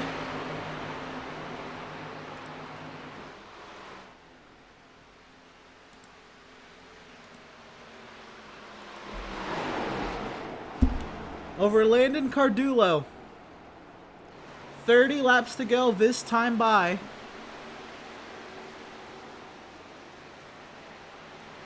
You have to think, drivers, they went from lap 22 to lap 49. They can only go about 27 laps, and that was with a caution, so about 26, 25 laps. So yeah, I guess you're gonna have to split the rest of this race in half, and the real strategy comes in about 10 laps time, because that's about halfway through, you know, lap 45 stint to the end. But if you pit on 49, do you go 67? Have fresher tires at the end. McLuhan's opening up a 5/10 of a second advantage over Cardulo. Max Service in 5th with 8/10 of a second advantage over Brandon Richardson and the like. Seth Berger in 12th position, trying to get up around Andrew St. Cour to put him the second car 1 lap down. Seth Berger would be if he gets around to 93.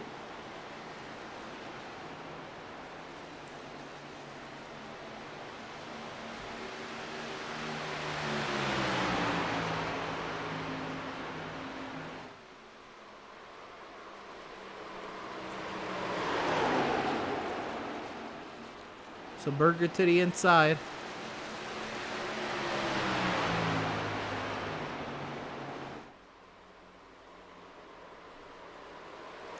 Berger will clear Andrew St. Cyr, so this would put him the second car 1 lap down. And if 2 cautions were to come out, he'd be back on the lead lap.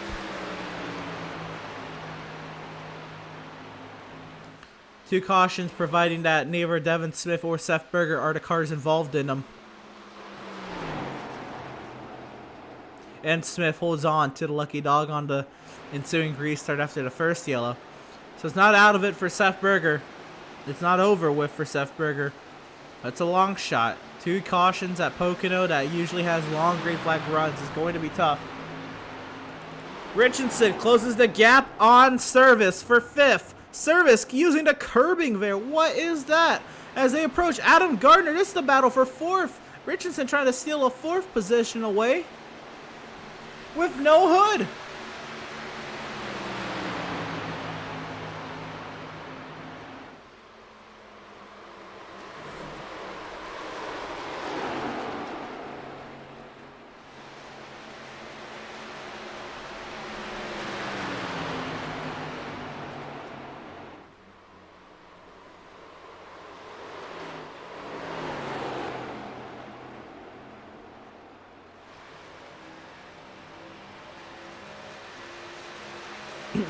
So this battle is still, but Cardulo has closed it down to 0.2 of a second. He's back to the 18 of McClune.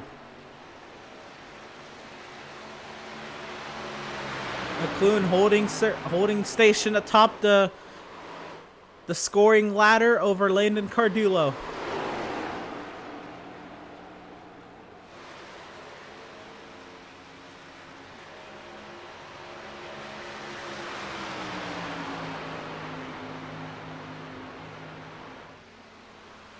Dan Park there. Another lap car could really change up this battle again. But Dan Park will probably be caught on the straightaway out of turn number 1. And Dan Park will probably play. They won't catch him there. Oh, they could catch him in the tunnel? I don't know how slow Dan Park is going relative to these drivers. Matthew Shattuck says Rich is doing pretty good without a hood. He is. He's in 6th and he's trying to steal 4th. Okay. Oh! Into the wall with the lap car. Dan Park right in front of the leaders.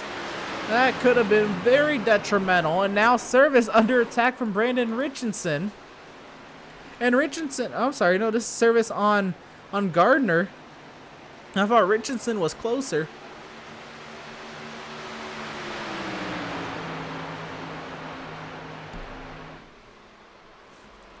Cardillo bringing that gap down to 1.3 of a second down the front straight. 25 laps to go when the pit window is open. If you pit now, you can make it to the end. What do you do if you're Landon Cardullo? What do you do if you're Josh McClune? Oh, Cardullo loose. Oh, and this could be what? I mean, you know, the undercut is going to probably have to do the trick here because Cardullo with the massive undercut over Berger, even before Berger's penalty.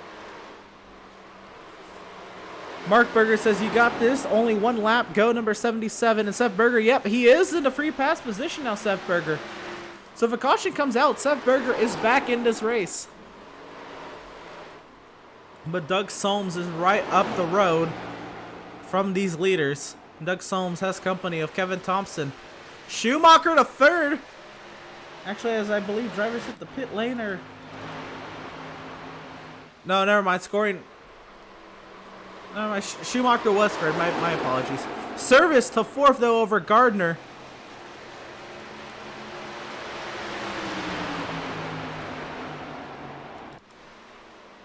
These two continue to battle. Cardullo really driving it on the exit of turn 1.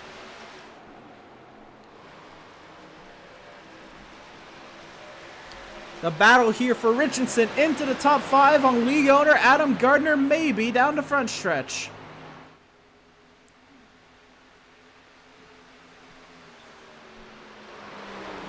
Richardson.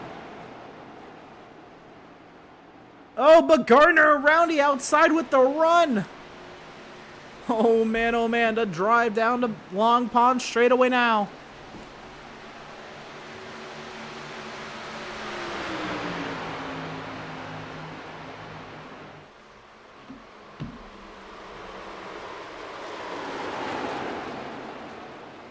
Oh, Service. Oh, Service pancaked the wall. Get a replay of that. Oh, man.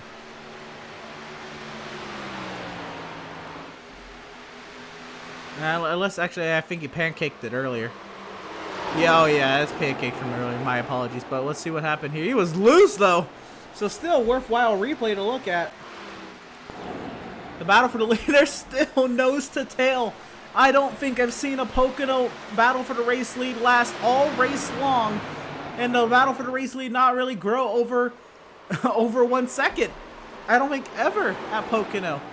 We're 62 laps into this race, and granted we had 3 cautions at the beginning. But this battle for the race lead has been nose to tail, has been within sight all day. And you just don't see those at oh my gosh, Seth Berger could get his lap back the hard way on these 2 drivers. You saw Seth Berger there in the background. Seth Berger himself into contention right away. Soames actually got past Thompson, and Thompson is about to get lapped from these drivers. Thompson, one of the earliest drivers to pit on that cycle. Soames, one of the last drivers. So Soames has fresher tires than the leaders effectively. Here comes McClune on Thompson. Has to clear the road for Cardullo. Cardullo's going to be limited on exit. Oh, big moment for Cardullo.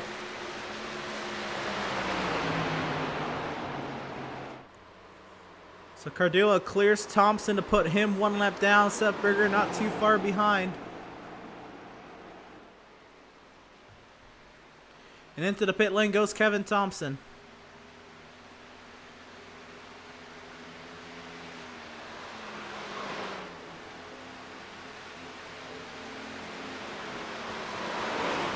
Yeah, Richardson did get 5th on Gardner. And now open up a 2nd advantage. Service also has a 2nd on Richardson.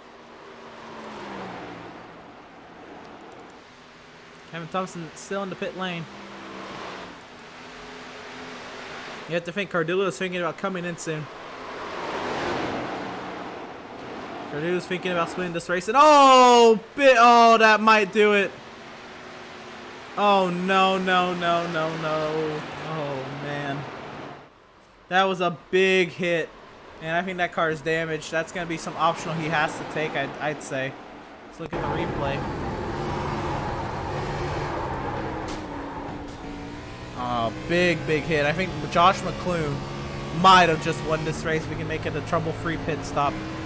Cardullo stays out, though. I think he knows he has to split this race and have to have a shot. But it probably is hurting. I think that might have done it in for Landon Cardullo. He's dropping big time. And he's got to repair that damage. So if McClune doesn't get a penalty on this pit stop, I can't see Cardullo winning this. Unless he has, major short pit and get, some of that damage repaired. Which I assume Cardullo would come in now to split the rest of this race in half from when he pitted. But McClune also short pitted Berger. So we'll see when McClune comes in. Because this is halfway through their stint. They both pitted 45-46 and to the end. McClune stays out. I think Cardullo stayed out too. Cardullo brought it back to 2.2 seconds. So not all hope is lost, but did have to readjust that lap. 2 seconds is the gap. That, that's not unbearable. It's probably not fun in that 8 car to drive it that tight. James Gilliard also came into the pit lane. Andrew St. Cyr as well. Oh, the block on Gilliard on McClune because Gilliard knows if he can't go a 2nd lap down, this could help out. Actually, no, that was Gilliard passing to get back to 1 lap down. My apologies.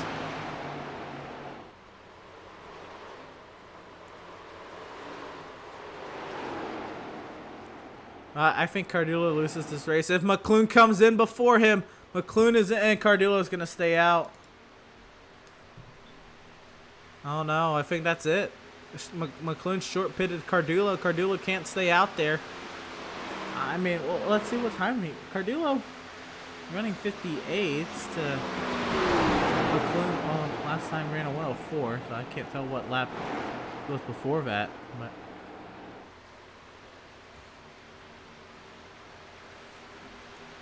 But Schumacher moves into second position as McClune hits the pit lane. Now is it a trouble-free stop for Josh McClune? No mistakes. Just be smooth and hit the pit exit line right there and merge into traffic. Oh, he's going to be in traffic though. Oh, into the wall is Malenko. He pulls off the wall. This could hurt McClune trying to battle with this traffic. A lot of traffic.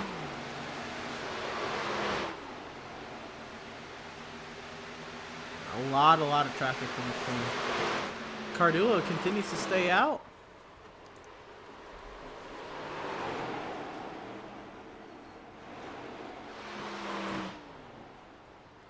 And Schumacher back here as well. Let's see how this car sounds.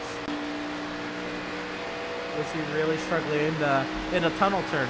Landon, is he?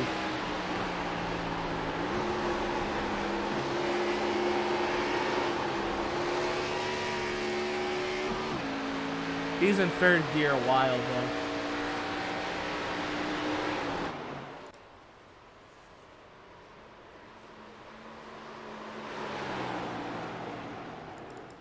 Adam Gardner's in. Malenko's is so damaged. Malenko was in as well. How about Richardson into third now via pit cycle? Nonetheless, still here. Who else is in? That is. Oh, that's race leader Landon Cardullo. So this is it right here. Oh, I think he had to reverse into his box or stop too far back. Adrian Schumacher takes over the race lead here at Pocono with 15 laps to go. Or, I'm sorry, 16 laps to go this time by. Cardullo on pit exit. McClune is gone. McClune got through traffic that Cardullo now has to get through. I think McClune played it perfectly, though. He got through all the traffic he had to by the time Landon pitted. Josh McClune is the effective race leader of this race. Richardson there in third. Now that hurts. That the leader who already pitted passed you back. That does hurt. But Schumacher, here he comes. 15 laps to go on the set of tires. Can he make something happen? He's in. We expect Max Service in as well. Unless Service is going to try to go for it, but McClune's already passed Service. So the win is out of the equation for Max Service. Unless some yellows fall his way.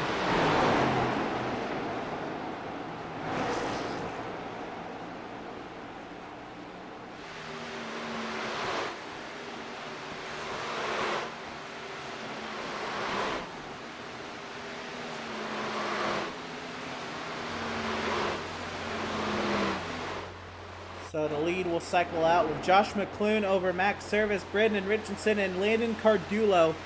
1.4 seconds back. Can he make that up? Cardullo feels pretty fast. Did he take damage on that yellow? Or I'm sorry, on that pit stop. You have to think. That right side still looks pretty beat up.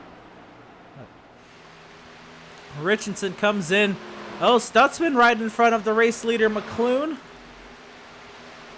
As the gaps will refresh here. Schumacher back in sixth. They're going to have to come back around, I think, and refresh these gaps. Nope, there it goes. 4 seconds the gap. 5 seconds the gap between McClune and Cardullo. Richardson is in from fourth. Tyler Merkel still has yet to pit.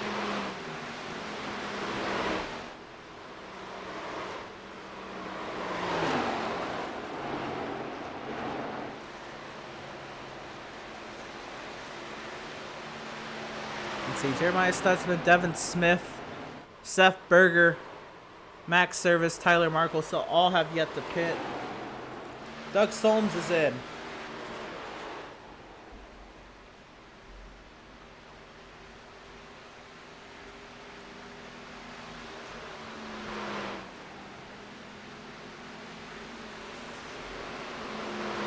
And Cardula has gotten by Max Service. That puts Cardula 4.5 seconds back. He's gonna have to go.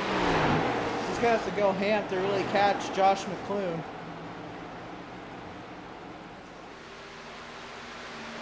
And look at all those damaged race cars on this straightaway.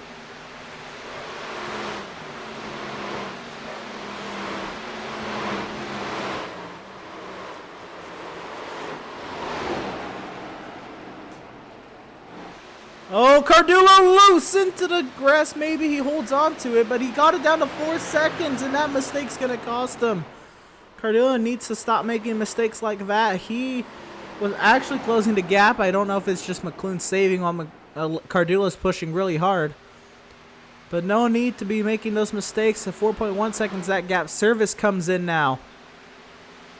Max Harris is in. Tyler Markle, Seth Berger still out there. And Seth Berger, an absolute drive through the field.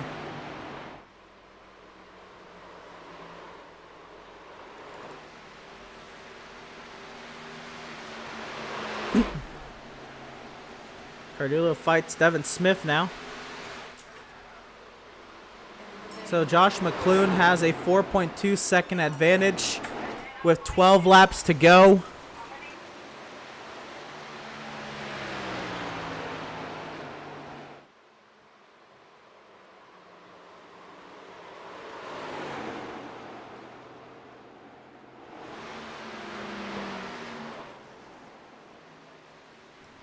Seth Berger into the pit lane now.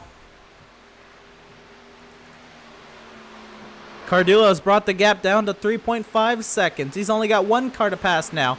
Coming around to 11 laps to go. Sorry, we have 12 laps to go. 11 laps to go this time by.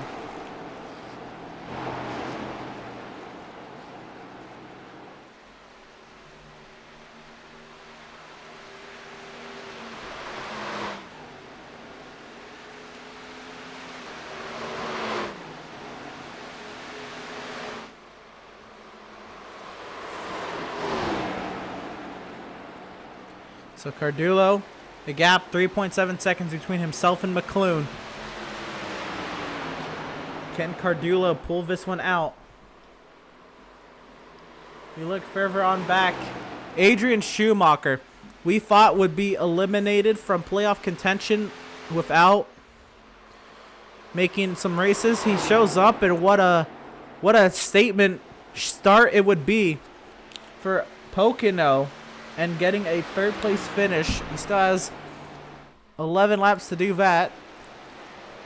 Tyler Markle in fourth. He still has yet to pit. But where he comes out when he pits, it's going to be interesting because he might only take fuel. He saved. He's got to be coming in now. No. Yep. Here he comes. Here comes Tyler Markle.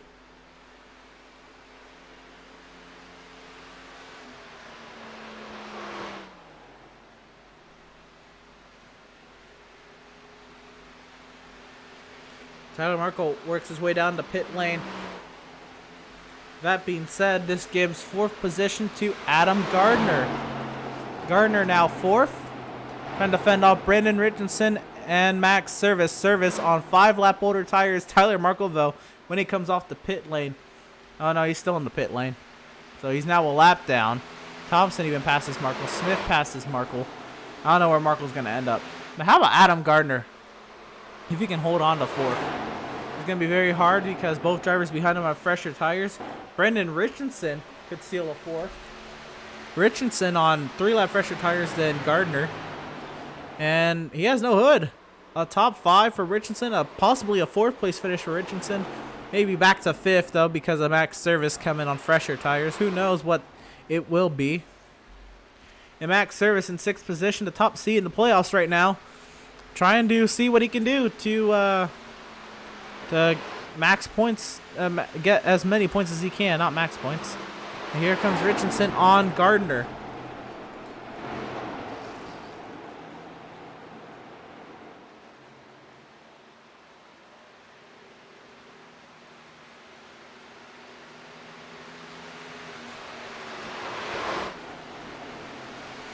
And with 10 laps to go,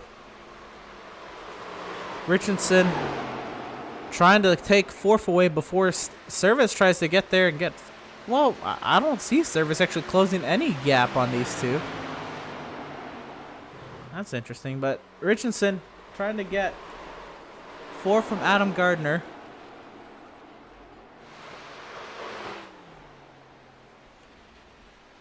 Here we go down the front stretch. We'll see what Richardson can do.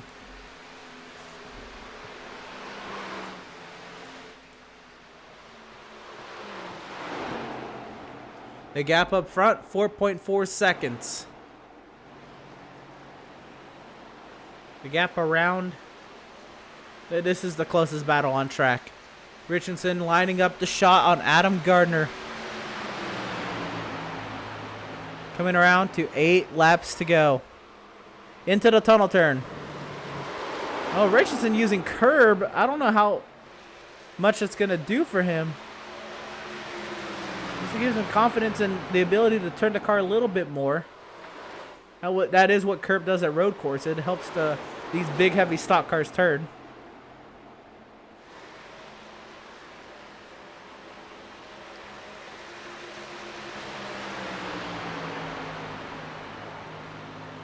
So 8 laps to go. Is that another driver in the pit lane? That's Devin Smith in the pit lane.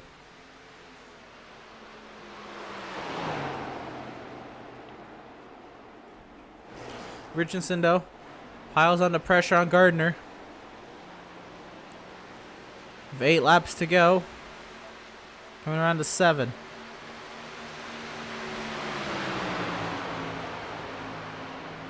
The gap up front, Landon Cardula has fallen now down to 4.5 seconds back. And just as I cut away, Richardson made the pass on Gardner. Let's see what happened here. We'll watch the replay of this overtake. Something must have gone wrong here because, oh, well, he just had to draft. And did he send it from that far? Oh, Gardner got loose. Okay. Well, now we're talking of Gardner maybe losing a top 5 here. This could have been his first top 5 of the season. It's not over yet. But with 7 laps to go over Max Service on fresher tires by 5 laps, and Max Service is super fast. Already has 2 wins on the season. This young 8-race season.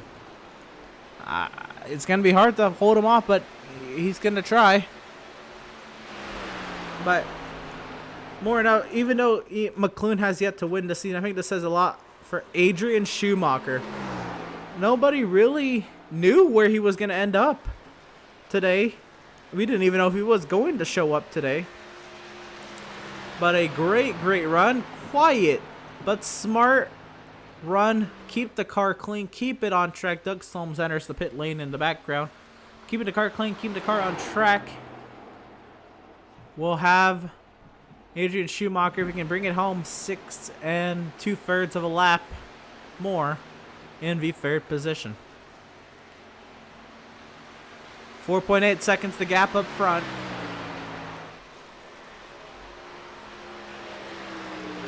For Josh McLuhan, 5 laps to go. So the mistake of Cardulo hitting the outside wall through the tunnel turn, chasing down Josh McLuhan. A clear track ahead of Josh McLuhan has put us in this situation. The undercut from Josh McLuhan. 2 laps on Landon Cardullo. Josh McLuhan has done everything right to put himself in the position to do this. He's kept the car clean. He's piled on the pressure. He's been fast. He's been smart. And he's forced drivers into errors. He's forced drivers into strategic. He's made his own strategic moves to get drivers to bite. With 4 laps to go, it's very, very difficult to see that McLuhan has yet to win on the season. He's been fast at Texas and over mile and a halves and short tracks. He's been in a mix, and he's always been in the top 5 and top 3. But mistakes and off-sequence strategies and the whole sort would throw Josh McLuhan for a whirl and have him out of the mix. But that being said, Today, none of that. The cautions very early.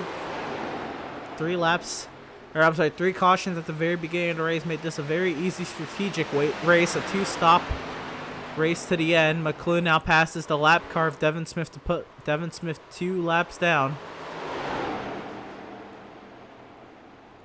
3 laps to go for Josh McLuhan.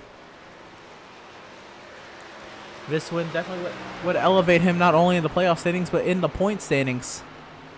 As you think Malenko's not had a good day. Jeremiah Stutzman's not having a good day. Devin Smith is not having a good day. Tyler Markle's not having a good day. He's going to finish ahead of Max Service and Seth Berger. And so many names ahead of Josh McLuhan in the points that he's just going to overtake with such a great run today. And I don't know. Kevin Thompson onto the pit lane though from the 10th position. Gardner now under attack from Max Service. This for the final spot in the top 5. Gardner does not want to give this up. Over 3 laps to go in this battle. He's got to do some wonders here.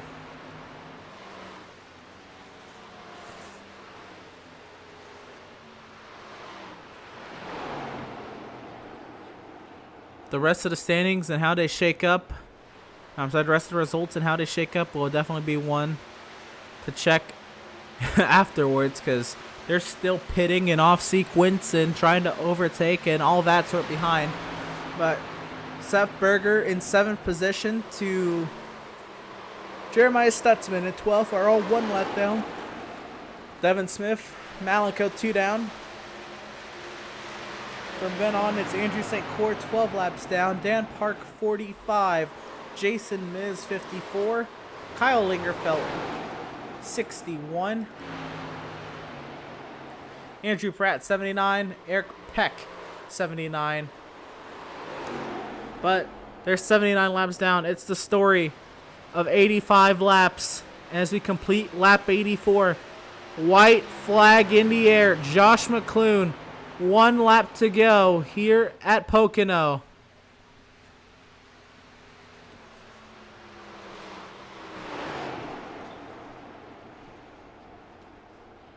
Josh McLuhan comes to put Jeremiah Stutzman 2 laps down. Gardner, he still got another lap or so of this battle, but doing a brilliant job of holding off Max Service. Kevin Thompson lets these 2 duke it out. They are still on the lead lap as well.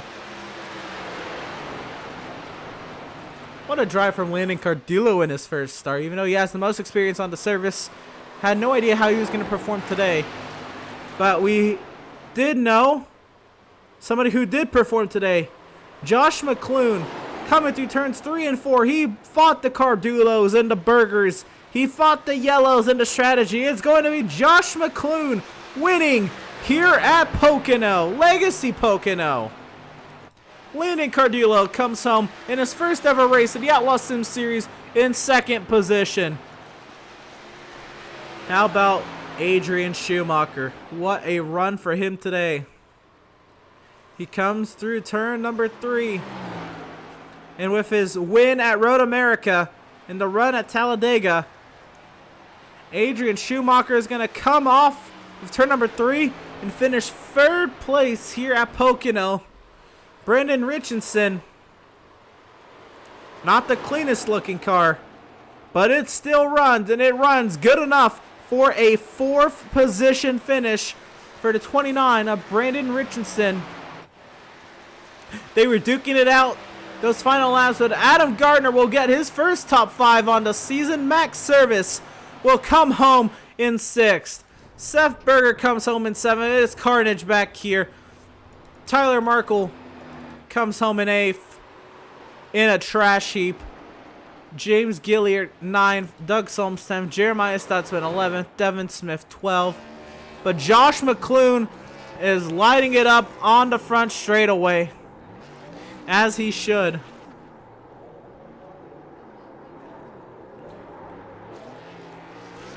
The rest of the results on the left side of your screen.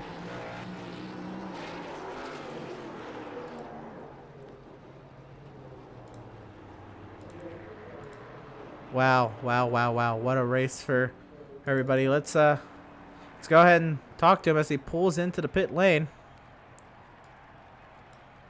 And Adrian, you got a copy. Yeah, I'm here. So how about that? A third place run today at Pocono. We really didn't know how you were going to show up and where you were going to place just because we hadn't seen you at uh, at a track that wasn't Road America or Talladega. And so I don't know where you expected to finish today, but third place, that's got to be a good one for you. I don't really know how I got there. Yeah, but it was a fun race, though. Definitely. It was such a strategic, strategy-filled race. What was your strategy? Did you kind of know where everybody else kind of stacked up around you, or was it just a guessing game, or were you not really even caring about the drivers around you? I didn't really knew I was in third till like 10 laps to go, to be Oh, honest. I don't. so the slew of caution at the beginning, that also wasn't what we expected. I think you nearly avoided one of them. But kind of talk to us what you saw there. What do you think kind of led to those? I think just people jostling for position. I mean, it's hard racing. Right. And yeah, I don't know if you know about the rule, but you have to make 75% of the regular season to qualify for the playoffs with your win. And they're starting to get worried about if you were even going to, but you did. I'm sorry, go for it. Just iRacing is kind of expensive. I understand that totally. So, yeah, but my plan was just to originally just to make all the road courses since that's my strong suit, road racing. But yeah, I'll definitely try to like buy all the tracks and see where I end up. I was gonna say because at this point, I think you were only a couple starts away from losing your playoff spot. Now, if you're only gonna show for the road courses, I don't think that was on your mind at all then. But nonetheless, a third place run at Pocono. Now, does this encourage you to come for the ovals and see how you would stack up on those and learn how those go, or do you think you're just kind of stick around and run what you want, run what you can? Yeah, I'm just gonna try to come in every week and just see where I place, win at road courses. Then, yeah, just that's the plan. Right on. But nonetheless, a great finish, great strategy from you today to come home in the third position, and yeah, best of luck to you the next races you join us. All right, thanks, and good race to the 18, which I guess was the winner, right? Yes. All right, GG, mate. Right on. All right, thank you. All right, and we're going to be joined by second place finisher, driver of the number 8, Landon. Oh, man, what happened? About 20 to go. I smacked the wall, got a little loose, just lost some horsepower there, and it just killed me. Yeah, we watched it live. We weren't sure how much the damage would have affected you, but we we were all shocked. I mean, first of all, we wanted to know, or I wanted to know at least. I'm saying we. I don't know why. Well, what was the strat, I guess, to shifting in the tunnel turn? I don't know. We don't really see many people do that, but you decided to, and it looked like it was working good for you.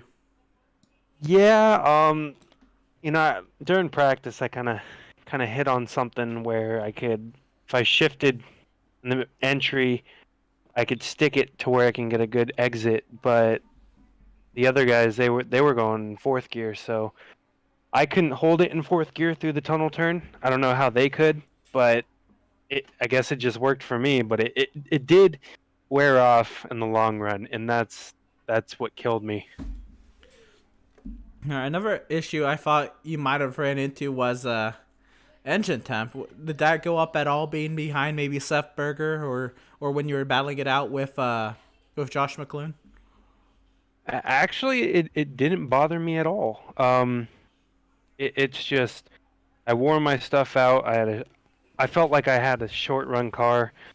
Seth and Josh, they definitely had the pace for the long run. Um, all in all, it was a great race, great learning race. Um, Especially racing around these guys, very clean, and can't wait for next week. Right on. I was just about to ask. So this is Pocono, next week Daytona. We know this week on iRacing the official race is Talladega, plate racing and all that. How you feeling about Daytona? Pretty good. Um, like I said, it was just watching everybody and learning everything. It was see how everybody reacted and how everybody raced. It definitely gives me more confidence in going next week. Right on. Well, congratulations on your second place finish and best of luck to you next week. All right, thank you. All right, and that was driver number 8, Landon Cardulo, and I think we have a very important driver to talk to here. Josh, do you have a copy?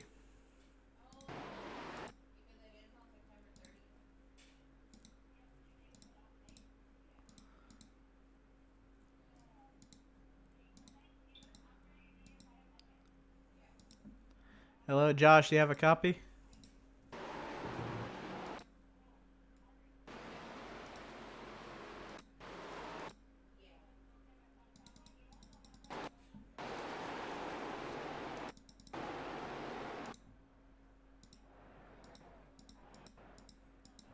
I don't believe we're going to get an interview from our race winner, Josh McClune, but I'm sure... Oh, yeah, I got you. Hello? Yeah, it took me a minute. I figured it out. All right, that's cool. But, wow, what a race. How was the car? It was fast. I started getting a pretty good feel about halfway through that first long run. I knew it was fast. Wasn't sure that I was going to have a winning car, but those guys were really beating each other up there early in the race. I was hoping they would just use their stuff up and let me go. I was to say, so how was it battling Seth Berger and Josh McClune? And I'd say pretty much Seth Berger all season since, you've been... We haven't really had the chance to interview you much this season. So Seth Berger and the Max Services and the Malenkos and all the sort. How has it been like battling all of them?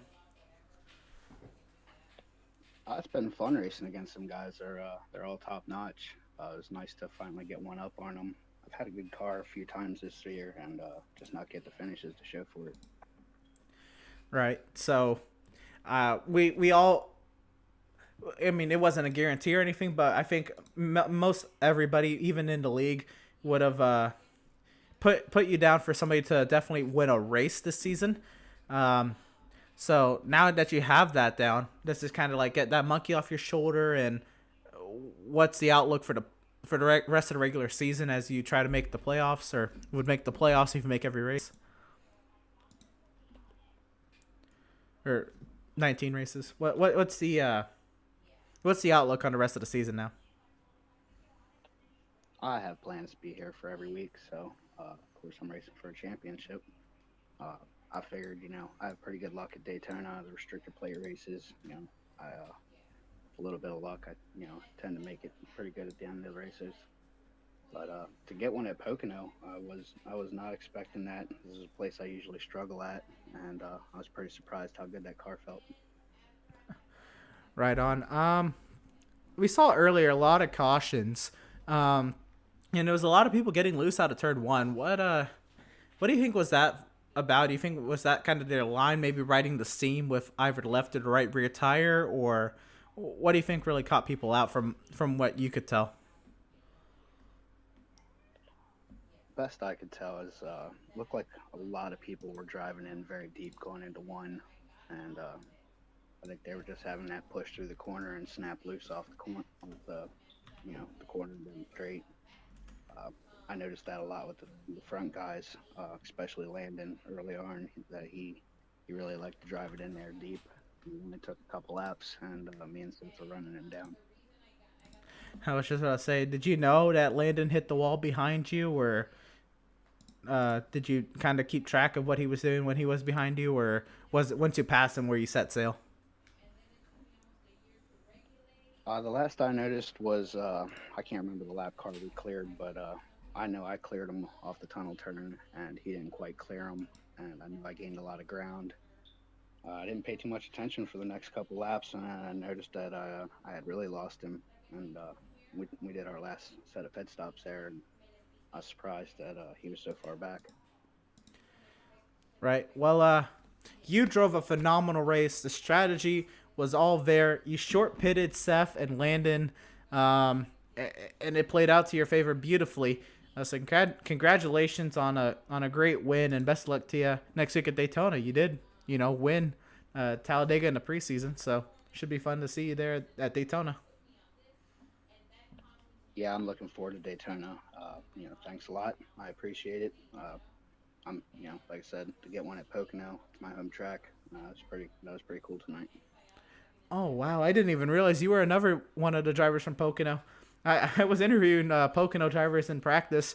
That's my bad. I didn't realize you were as well. But wow, a home track win.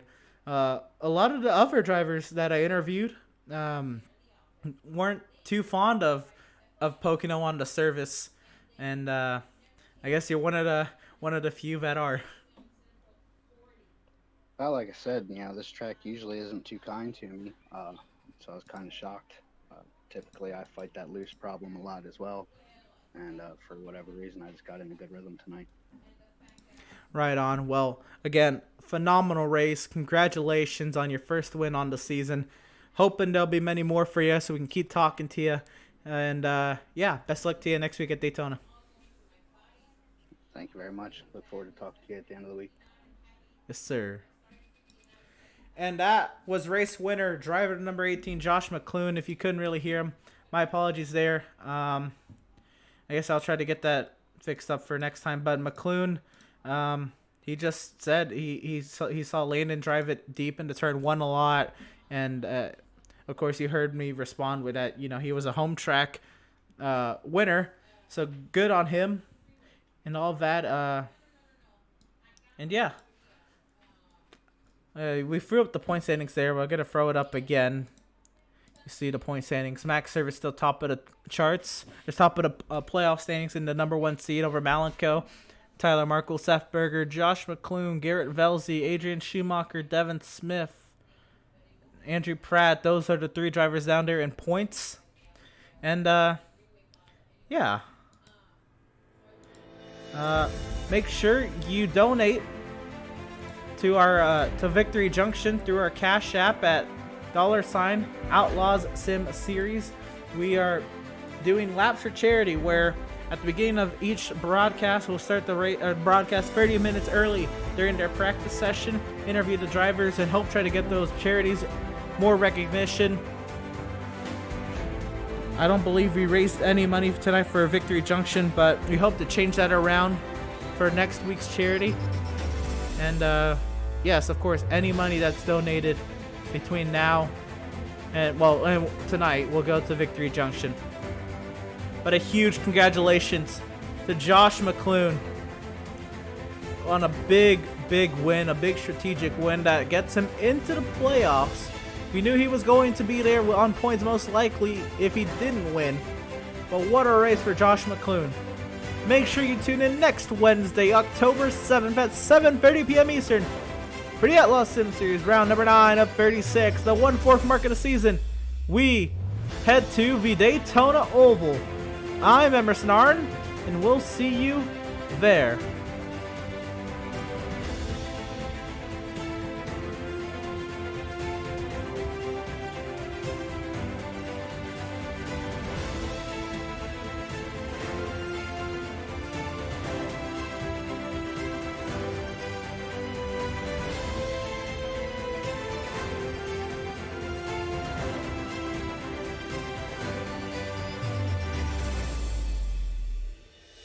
Oh.